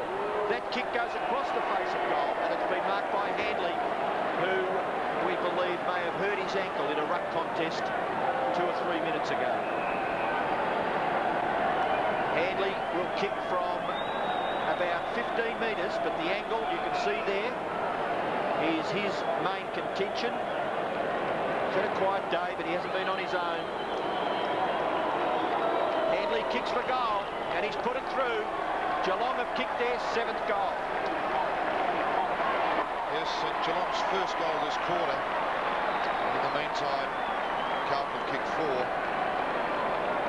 So a pretty good build-up here. Lead shooters kick smothered for the umpteenth time by Peter Dean. Unbelievable. He's reading the ball off the boot. Pretty good kick from Liam Pickering to the front of the square. And Stephen Hanley just manages to grab hold of it. Disappointing day for the Cats. What a day for the Blues. Margin is back to 78 points. Never thought at the start of this day we'll be looking at the record books for the greatest winning margin, but that's 96 points, held by Hawthorn. Ironically, Gary Ayres played that day back in 1988. So we're still in the middle, and we've still got just under 10 minutes remaining. Will Carlton rewrite the record books in this fashion too? Camporelli takes it from Brown. The youngsters charge to half forward to Kernahan.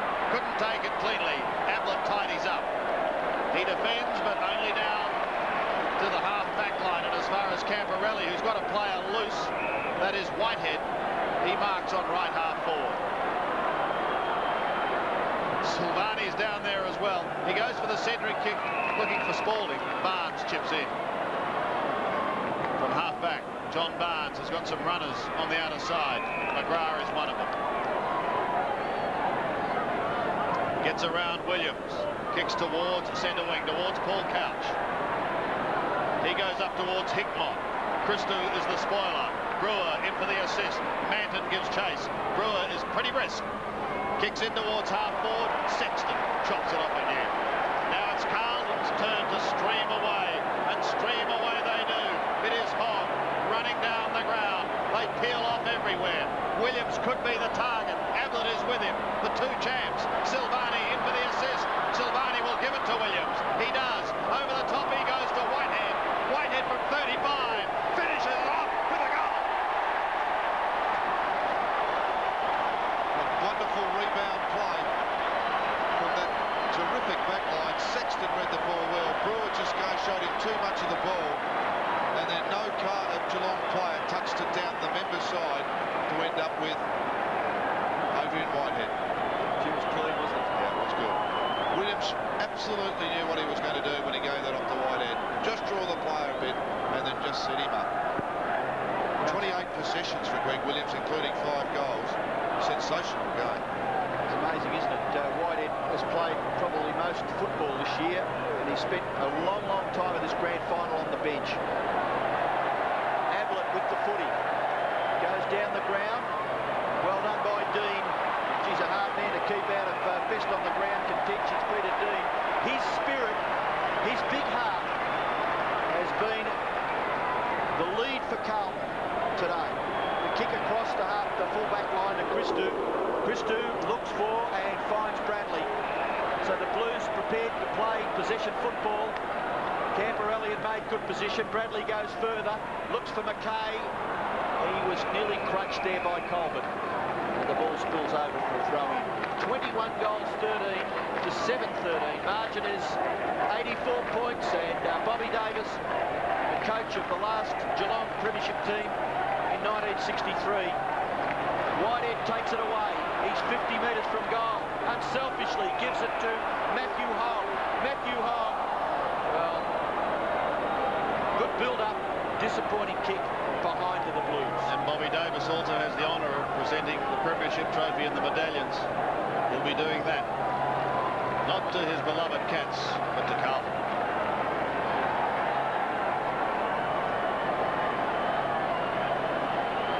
Seven and a half minutes remaining. Ablett in the back pocket. Comes up towards Colbert on centre wing. Lee Colbert has Couch creating space. In fact, in the end, he's forced to just chip over the top to that player. Camporelli charges at him, but he gets his kick to half forward, and floating across the pack is Michael Mansfield.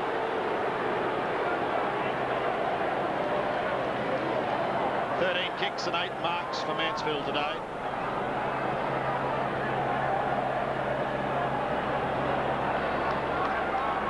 kicked only 5 goals for the season, so let's see what his accuracy is like. Of course, with limited opportunities. Mansfield in his 97th game. Started away to the right. An attempted soccer off the ground by Handley fails. Christou gives it away to Rhett. Carlton are out of trouble again. Towards Silvani on the half-back flank. Metres in front of Ablett. He takes the mark and plays on. Gets around the champion and kicks the centre wing. Clapper is interfered with. He was held and he didn't have the football. Wants to go on with it, but has got to come back. Meant to come off and Hannah to go back onto the ground, Sandy. Well, a great thrill for Phil Hannah to no doubt finish the game on the ground. Yes, I think that would be the ploy there, sure. Yep. He's been an excellent servant of the club. 172 games. Barnes in a bit of trouble. In the meantime, Clapper towards half forward. The big hands of Koutafides, and he's got players screaming for that football. Bradley's one of them. Barnes, in fact, it was Graham who came over the top. The whistle had sounded, and it's going to be a free kick. Young Ben Graham came charging over the top. Bradley is going to have a shot. It was actually, Ben Graham did it pretty well. Gary Hocking just got him a bit high. Yeah. Marvellous player.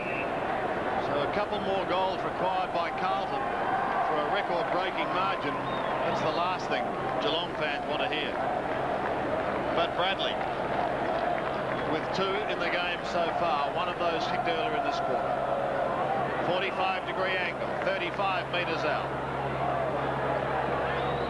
Starts it right, it stays right, and 1 behind is the end result.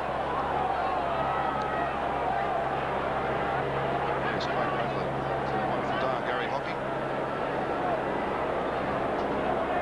Here we go. Barnes gets the big jump and almost hangs onto it, and just fell awkwardly. The kick in has been taken by McGrath. McGrath goes in towards half-back. Pickering gets it to Tanner. Tanner goes short, and Lord misses it. Mansfield it was. McKay to Spalding.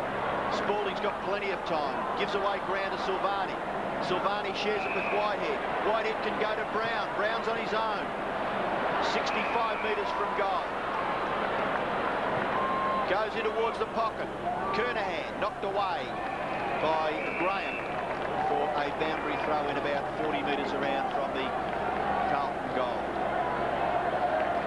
So a little bit of a dust-up behind play between Spalding and Mansfield. Michael Mansfield not happy with that little elbow. Geelong try to clear from half-back.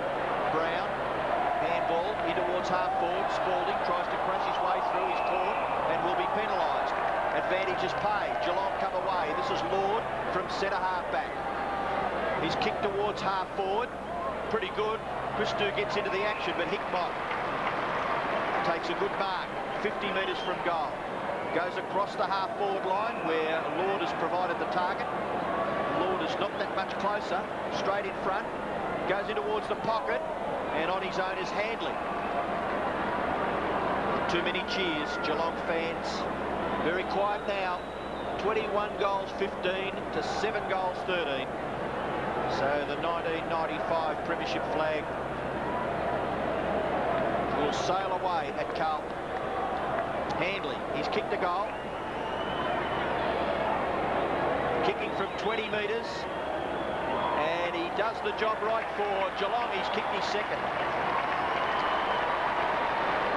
Yeah, so Stephen Handley with 2 late goals in a game that's well over, and I would suggest they're probably they are Geelong supporters, and just a ripple of noise now. And that margin from last year was ironically 80 points against that game against the Eagles, and how well we all remember that. And it's the same again, and with that lead up at build-up, you would have thought there might have been something better from Geelong today.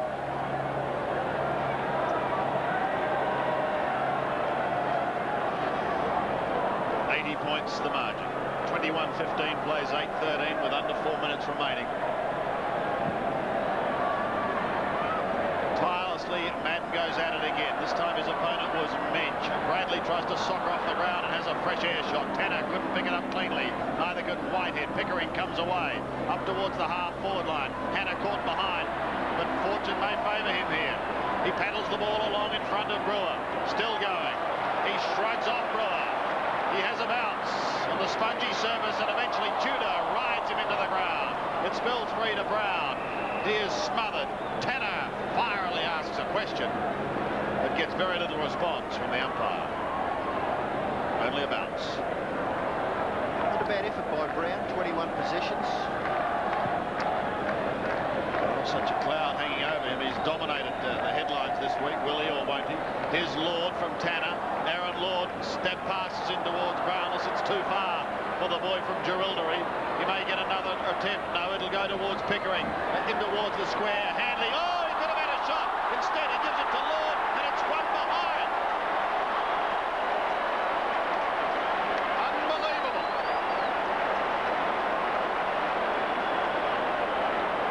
Yes, well, an interesting play, isn't it, when you're in the edge of the goal square. Just wonderful play from Silvani. Gee, that was amazing, wasn't it? Carlton get the ball out towards the wing. Colbert, clap A. Now Gary Hocking. Gary Hocking's little left foot kick is not far enough. Koutafidis is there. Another possession of that player. Shares it with Dean. Dean. That's a rare mistake by Peter Dean. The kick marked at halfback. This is Ablett. Ablett into the centre of the ground. Lord to Tudor. Tudor goes long. Handley, surely he'll kick this. Runs in. And this time does it right. 3 goals to Stephen Handley. And he was disappointed with that last effort. But he gets Geelong's 9th goal. There's just some chances being taken here by the Carlton defence now. And unfortunately for them, Stephen Handley left 3 times virtually alone in that goal square now. And really could have been in 4. But really has just fallen away to nothing. Whoever can use the football now will finish off with a goal or 2. 141 plays 68. Madden and Mitch. Brown for Carlton. A high kick by Fraser Brown. Well done by McKay. Knocks it forward. Spalding. In goes McKay again. Oh, McKay and Hogg. Both in the last quarter. Have sprayed shots at goal. And that one out of bounds on the full. Graham's kick. Short to Barnes. Barnes in the back pocket, looking for players to just split from half-back. Kicks it into that area where Lord is marked. The chant now for the Blues. Just time ticking away. 1.5 minutes left. Lord's kick into the middle of the ground. Hannah! Hyde has been paid the mark. Players at half-forward, streaming clear. Hannah goes short. Spalding couldn't take the mark. Gets back onto his left foot. And still trying. He shrugs the tackle. Too high. Play on, says the umpire. 3 Geelong players swoop on it, and they will come clear from half-back. The hand pass finishes with Tanner. Tanner goes in towards half-forward. The mark is taken by Hickbott. Hickbott to Couch. Couch towards full forward. And the mark is taken by Brownless. 45 metres for a goal. Billy Brownless has kicked 1 goal. The only multiple goal scorer for Geelong is Handley, who's kicked 3. Brownless kicks for goal. It's a pretty good kick by Brownless, and he has registered a goal for Geelong. Yes, once again, Neil Spalding at the other end of the ground, probably just trying to do some party tricks late in the game, and popped up the footy, and it eventually ended up with some pretty good skills through the middle of the ground. Big bomb to Couch was good. Couchy hasn't done a lot of that. He hasn't got clear a lot today. He's got his touches, but never clear enough to really make Carlton pay. Great kick too there from Billy. Inside the last minute of the 95 grand final, Hocking out of the centre for the Cats. Is down to half-forward with a bounce. He chips towards Brownless again, and he marks just inside 50.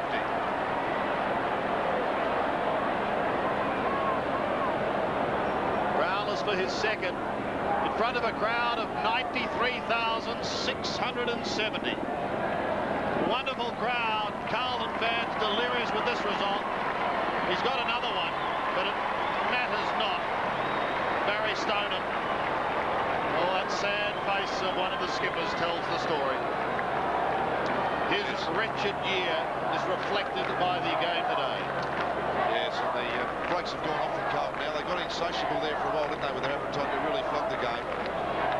John Elliott looks on, very, very pleased man. I wonder if he's in a smoking area, Sandy.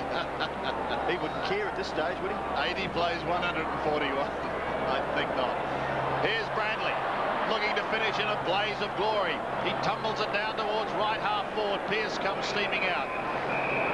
It won't worry him to see a throw in. Bradley, 15 and 5 today, and that's the calmest David Parkin has been, quite possibly for the year. It's all over for the Cats, and the celebration's about to start for Carlton.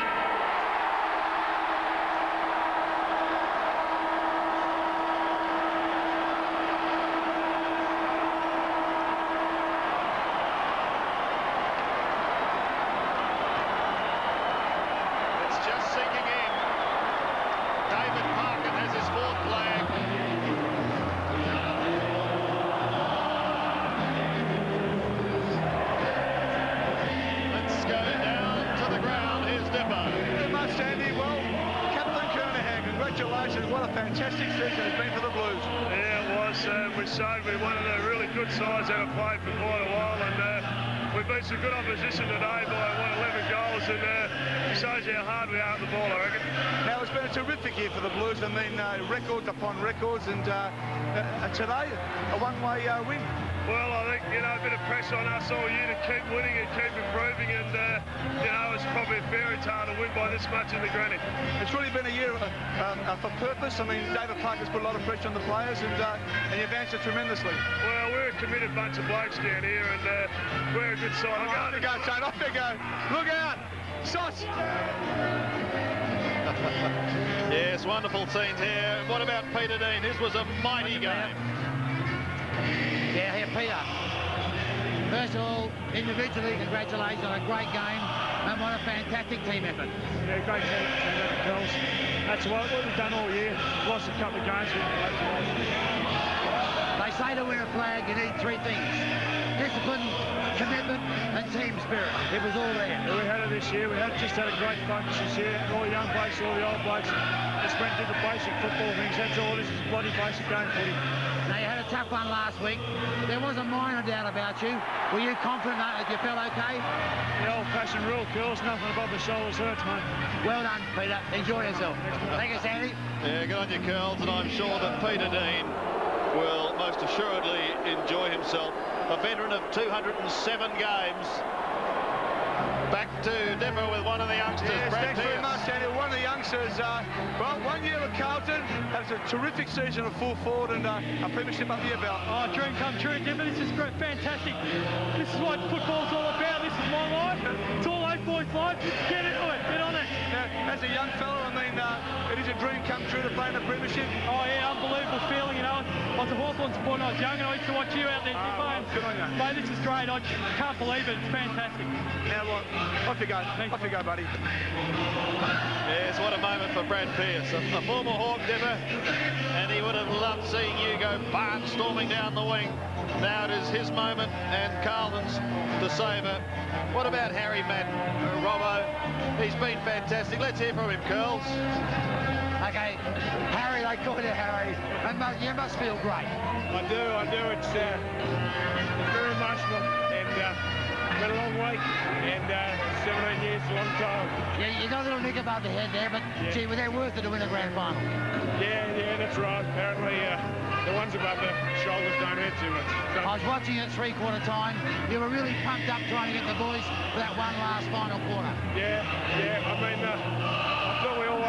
I thought after that first quarter we always had it, but you can never be sure. And we just learned to rev them up a bit. I said to Peter, take three things: a lot of discipline, a lot of commitment, and a tremendous amount of team spirit. Oh yeah, the team have been a fantastic side this year. They're a fantastic bunch of guys, and I don't mean that because we won. I mean that because they really are guys of fantastic character, and that's why we were able to have a record like we did with the home and away games and perform perform the way we did today. Your movement with firstly Bradley and also Williams, you boys, do you practice it much? No, we don't actually. So it's just a gift. Absolutely. You enjoy yourself, son. Well done. Back to you, Sandy. Don't worry, he'll enjoy himself, Curls. Justin Madden. Well, he cried a couple of years ago. He almost cried with joy today. Once again, down the dipper. Yes, Sandy. Well, Fraser Brown's been a long week for you. Some of us thought you maybe not played today, but your feelings? There's a time there when I thought I'd pull out, but I just grinned and bear it. And I thank the guys down at the Hyperbarry. They asked me to say something to them, the owner and the guys. But fantastic team effort, and I'm just wrapped. I made the right decision to play, and it'll be sore later. But who cares? And the pressure on you during the week, David Parkin gave you every opportunity to play. He put the ball in my court, I suppose, so it was up to me whether I could do it, and it pulled up well, so I'm happy. Now, Brown, you smell a bit of champagne. Have you been drinking, or? I've cracked one already. Won't be long before it's in my guts. Good on you, mate. Enjoy it. Yes, they'll have celebrations tonight, and bitter disappointment for Geelong. They are staying out on the ground for the presentation. That's coming your way now, and here is 7 Sports, Craig Willis.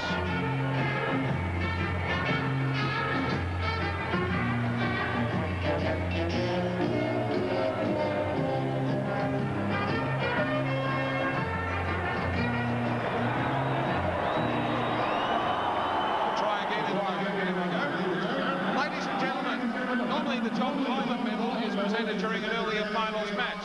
But this year we haven't been able to do that because the winner has played throughout the final series.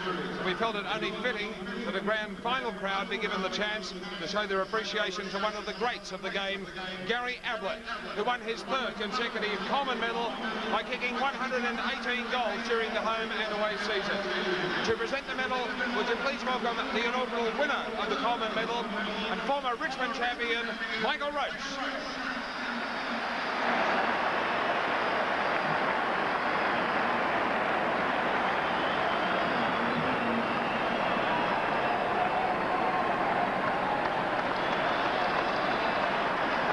Now, ladies and gentlemen, would you now welcome another former champion and Collingwood football Premiership player, the great Bob Rose, to present the Norm Smith Medal to the player judged best of field in the 1995 Grand Final. Ladies and gentlemen, by unanimous vote, the birthday boy who celebrates his 32nd birthday today, Greg Williams.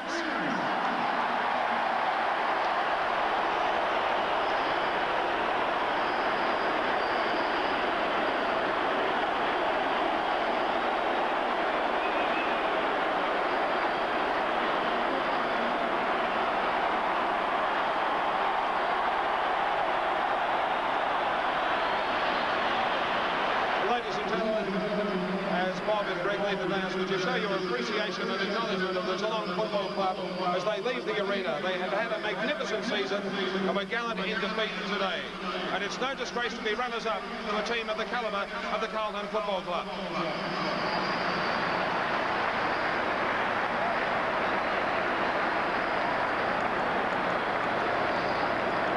Ladies and gentlemen, would you please welcome former Geelong champion, dual Premiership player and Premiership coach, Bob Davis, to present the medallions to the player of the winning team.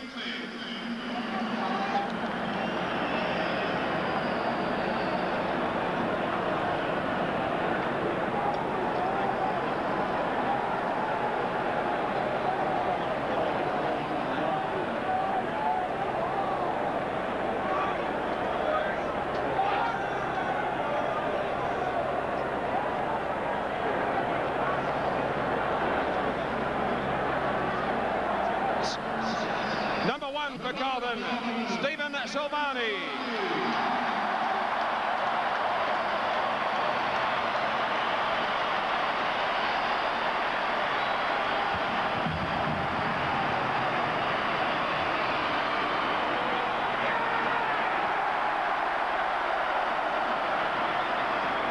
Number 2, Greg Williams.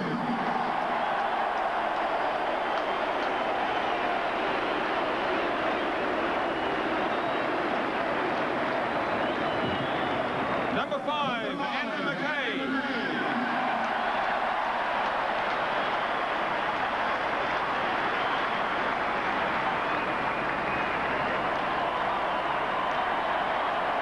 6, Matt Clappy.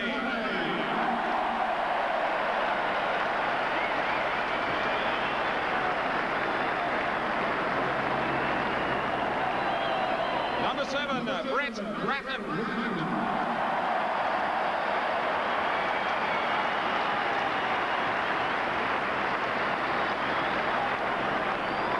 Number 11, Earl Spalding.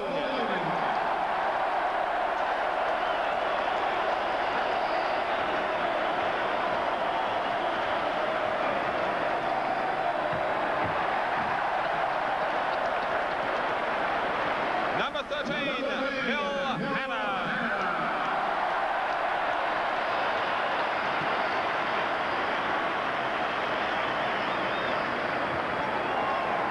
Number 14, Michael Sexton.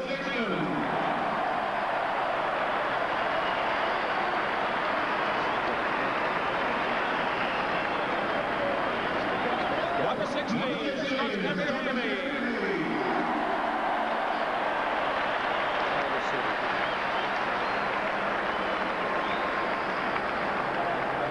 Number 19, Brad Pierce.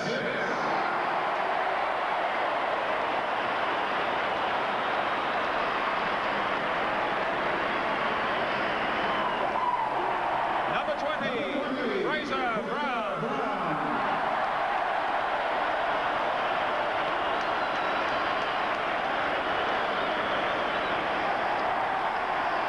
Number 21, Craig Bradley.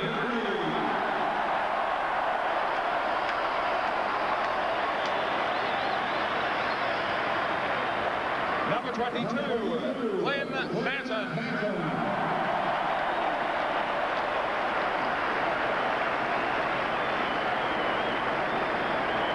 Number 23, Gene Rice.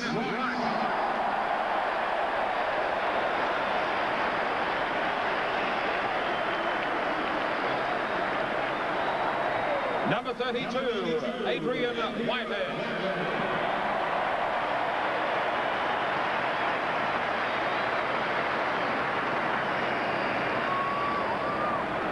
Number 33, Matthew Hogg.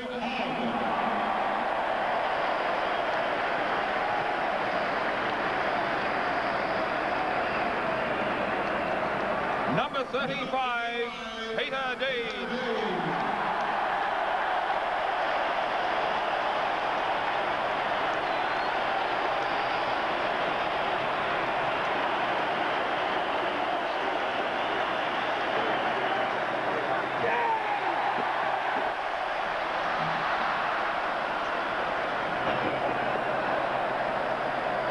Number 39, Ange Christo.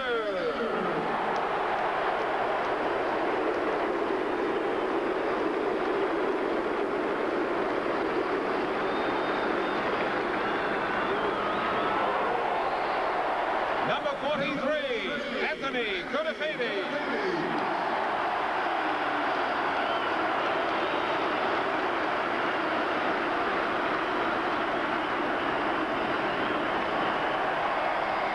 Number 44, Justin Madden.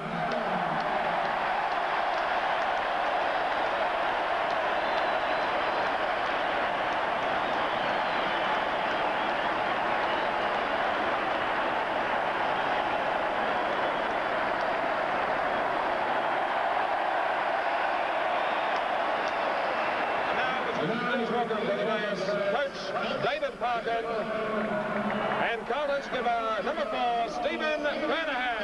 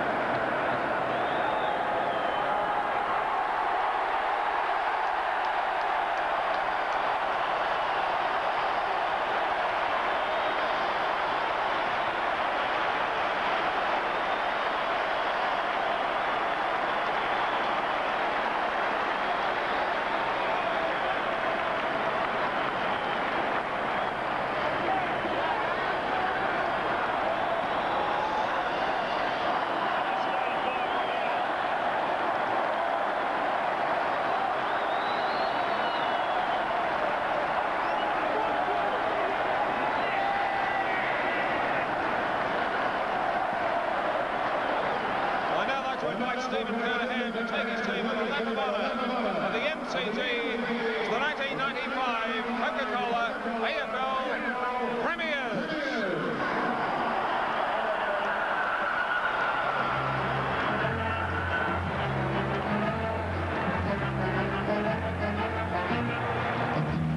And it's going to be a hot old time in Carlton Town tonight, Malcolm Blight, after really a sensational performance. With the build-up this game had, I think everyone was expecting, everyone was hoping that we were going to see a contest on a grand scale. It was grand, but it was all Carlton. Yes, it was. The super team of 95 have shown that on the day that counted most. And, I mean, you must have some compassion, I suppose, for Geelong 4 times in 7 years. But this was a super side. In fact, I'd say go far as to say it is probably the super side of the century.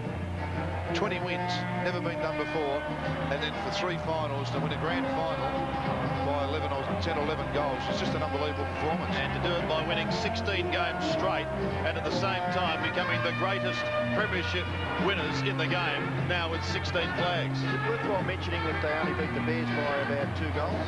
So that on makes 2 the Bears occasions. a good side. They beat the Bears 14 points and 13 points in the space of a month. Yeah, just mentioned that during the call, and I said that perhaps the Bears might have been the hottest side going around at the time. It's amazing, isn't it? Now, one of the great feelings in footy, going around. You can't beat that, Jen. No, you can't. And look at Justin Madden. Justin just strolling. I couldn't imagine him getting into a jog at all. Amazing stuff. And of course, this is the Carlton first AFL Premiership. They won one in the VFL in 1987. Yes. So it is. Have a look at Stephen Kernahan. What a great captain he's been, Robbo. You've seen him a lot.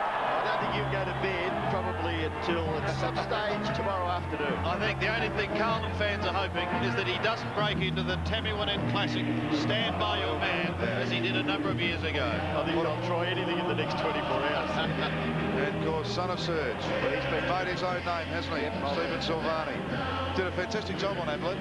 There was early, especially early, there was a lot of body work, and I thought he just didn't let him at it. Oh, he's a pretty strong bloke, isn't he, Stephen Silvani? But, you know, the effort around the middle of the ground and the defence was just enormous. And the forwards, when the ball goes down in a haphazard fashion like it did to Adelaide, it just makes it that little bit easier. I'm not detracting, but their defence was enormous. Mil Hannah, and what a moment for some of the youngsters. Dean Rice and Matt Clappo, St Kilda, couple of rejects. Well, I'm not sure about I think that's probably a bit harsh, but players are getting another chance. And haven't they just grabbed it with both hands? Yes, they have. With a list of 42 now, that's going to happen more and more, I believe. Yeah. Spalding's another one. Yeah. Well, there are a number on this ground today. Brad Pearce. I mean, I think Spalding's performance in Perth towards the end of the year when he bowled a couple of blokes over just set the scene for the last the last 6 weeks of the season for the Blues. Gee, haven't they eliminated a myth that they're a bit soft under pressure? That's a stronger game, as you've seen, and last week against North Melbourne was a stronger 2 performances as you've seen. And what a moment for Greg Williams. He celebrates his birthday today. And Michael Sexton, one of those unsung. Andrew Mackay, what a get he was. So as they continue their way around the MCG, it's become a stroll now, an amble. They're exhausted, but they're delirious. The celebrations are just starting for Carlton. They are the champions for 1995.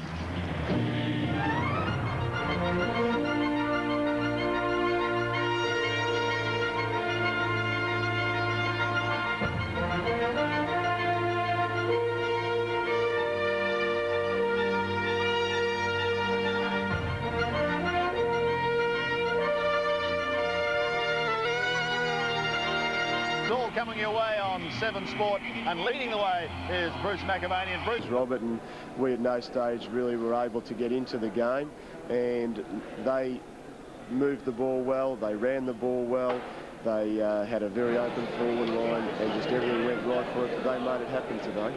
Now, Gary, you're very happy with the preparation throughout the week. It is a big week for all players and all people concerned. Yeah, it was, Rob. I thought we couldn't have done any more in the lead up to the games, and I really felt we got away to a bit of a slow start out there today, even though it was only a couple of goals of difference at quarter time. But really, they just used the ball well. They hunted in numbers, and we couldn't get our running flow-on style of game played. And what they did was they just held us up, and of course we then just tend to kick to a line rather than running through the line, and then it made them fairly, I suppose, mobile to then run off us, and also to set their running game up. Now, Gary, if there is a positive side to this, at the start of the year you took over the coaching for the first time, and you cleaned out the old cupboards there, and you've come a long way, I think, this year.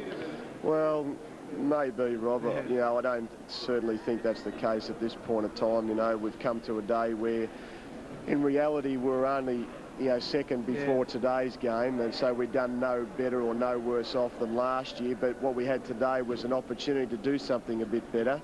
But again, we were beaten by a very, very good side in Carlton. You know, they've now been 16 wins on the trot, and of course they are very professional, and really we just couldn't hold them at all today. Look, on behalf of Channel 7, thank you very much for talking to us. I know it's very difficult for you. You've won premierships, you've lost premierships, but a terrific effort. Thanks, Robert. Yes, thank you, Dipper, and I should add that Gary Ayres has been extremely good with the media right throughout the season. We thank him, and we also thank the Geelong Footy Club. We'll take a break more shortly, though, from the MCG.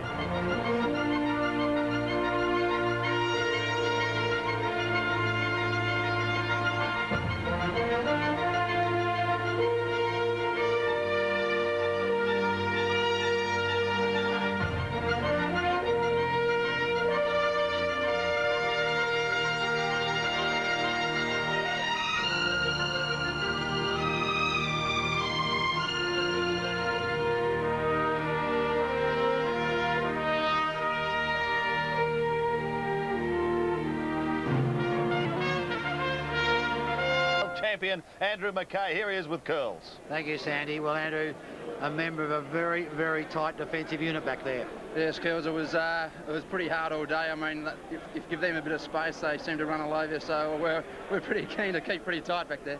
This is your first AFL Grand Final win, or your Premiership. How do you feel? Yeah, it's fantastic. Sure beats the hell out of losing.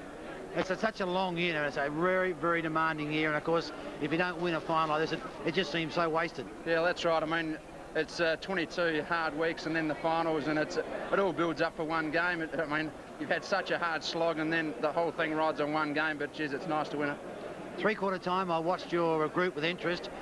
It hardly needs David Parker there. There's so many generals out there, and so many. Do you have little groups that organise one another? Yeah, well, the back line sort of stick together. The guys on the ball stick together, and the forward line always know what they're doing. So it's pretty good. Justin Madden sort of has a really lead role in the three-quarter time speeches. You've probably noticed the last few finals, but no, it's great. Congratulations. Enjoy yourself. Back to you, Sandy. Yes, I don't think the smile's going to be off his face for some time. Carlton victorious by 61 points as we take a break.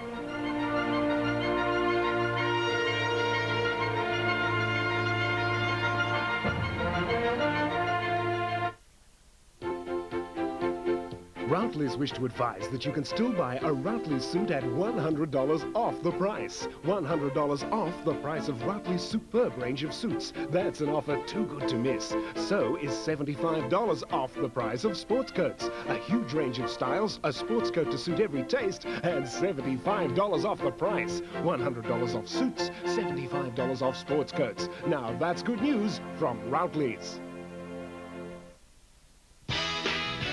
We'll show you the way to #1 savings at Co-op Toyota, all divisions. We'll show you a sensational Sunday sale, a Super Sunday. From 11 till 4 tomorrow, all vehicles of all Co-op divisions are discounted. You'll save big money when you rush in tomorrow. We're taking thousands of dollars off hundreds of vehicles. 11 till 4 tomorrow, make sure you show up. Oh, what a feeling, Co-op Toyota. If you got a problem, don't care what it is. If you need a hand, we can assure you this, we can help. With RACT car insurance, your policy includes a protected maximum no-claim bonus provision, use of a hire car or alternative transport for 7 days if your vehicle is stolen, and even trauma counselling and legal advice by telephone. Let us help. Let us help you with car insurance. We're Tasmania's own insurance company. Call us 24 hours a day. Has it been marked? No, he's going to bounce it. That was the most incredible game of football I ever had the pleasure of calling. Those great old days of footy have made it what it is today. They were great times. That moment in history will stay with me forever. Between now and October 8, TUI's will donate $1 for every voucher redeemed from the sale of a TUI's Red Big Bonus Block. Help preserve a great Victorian tradition. Nude is never a good surface to spray paint.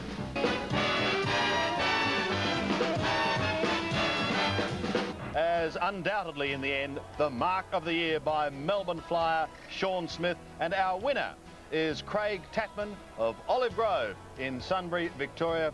Congratulations to you, and congratulations too to Carlton, of course. They are the Premiership holders. You have a chance of taking one of these cups as well. You can purchase them now for just $150, these magnificent Selangor trophies for just $150 from all What's New stores. Or if you'd prefer the Weg poster, the traditional Weg poster, which has been going now since 1954, that will be on sale at all good newsagents. Watch out for that from now. Or if you'd prefer the T-shirt, then through Kmart you can purchase the Carlton Blues, the Premier's T-shirt for season 1995. If you may have just joined us, then I can tell you they were successful by the tune of 61 points. The Navy Blues, they'll be singing it loud right around the country tonight. Club today as we check all the scores from the three clashes here in the MCG finals. Carlton 21-15, 141. Their principal goal kickers were Norm Smith medalist Greg Williams and Steve Kernahan. Both contributed 5. Geelong 11-14, 80. And in the VSFL, North Melbourne were victorious over Sydney 13-16, 94, denying Sydney their first flag 11-14, 80. And triumph for the Northern Knights in the under-18s with Keith Burns making it 3 in a row, 12-20, 92, eclipsing the favourites, the Eastern Rangers, 7-21, 63. The 1995 AFL Premiership season. Brought to you by Mitsubishi Motors Australia, Qantas, McDonald's, Mobil, Carlton Draft, and National Australia Bank. Well, still plenty more football to come. We're going to get our skates on and head back to 7 for Talking Footy coming your way at 7:30. Just check your local guides for details. In a word, what did you think of the day? Awesome with the Carlton side. One of the great sides that have run around in 100 years. Well, that's a big statement, isn't it? Yeah, I'm sure we'll discuss that further in Talking Footy tonight at 7:30. For now, we say farewell to you all from the MCG.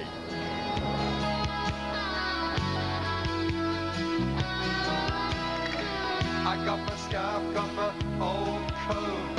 I got a 40 game to go to. 40's on, 40's here again. Back to greet me like an old friend. And, well, that's the thing about, that's what I like about. Yeah, that's the thing about football.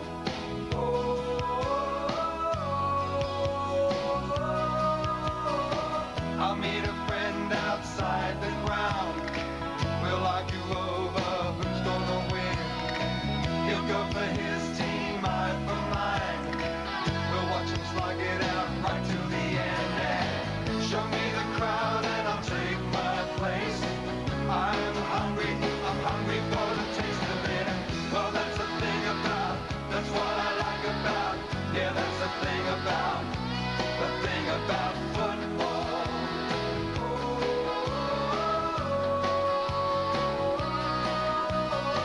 That's what football means to me. That's how I like my footy to be. And, well, that's the thing about, that's what I like about. Yeah, that's the thing about football. That's what I like about. Yeah, that's the thing about football. That's what I like about. Yeah, that's the thing about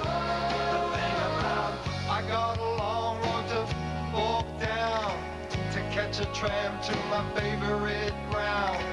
Use my legs, use my voice, make some noise, support the boys, and that's what football means to me. That's how I like my footy to be. And, well, that's the thing about, that's what I like about. Yeah, that's the thing about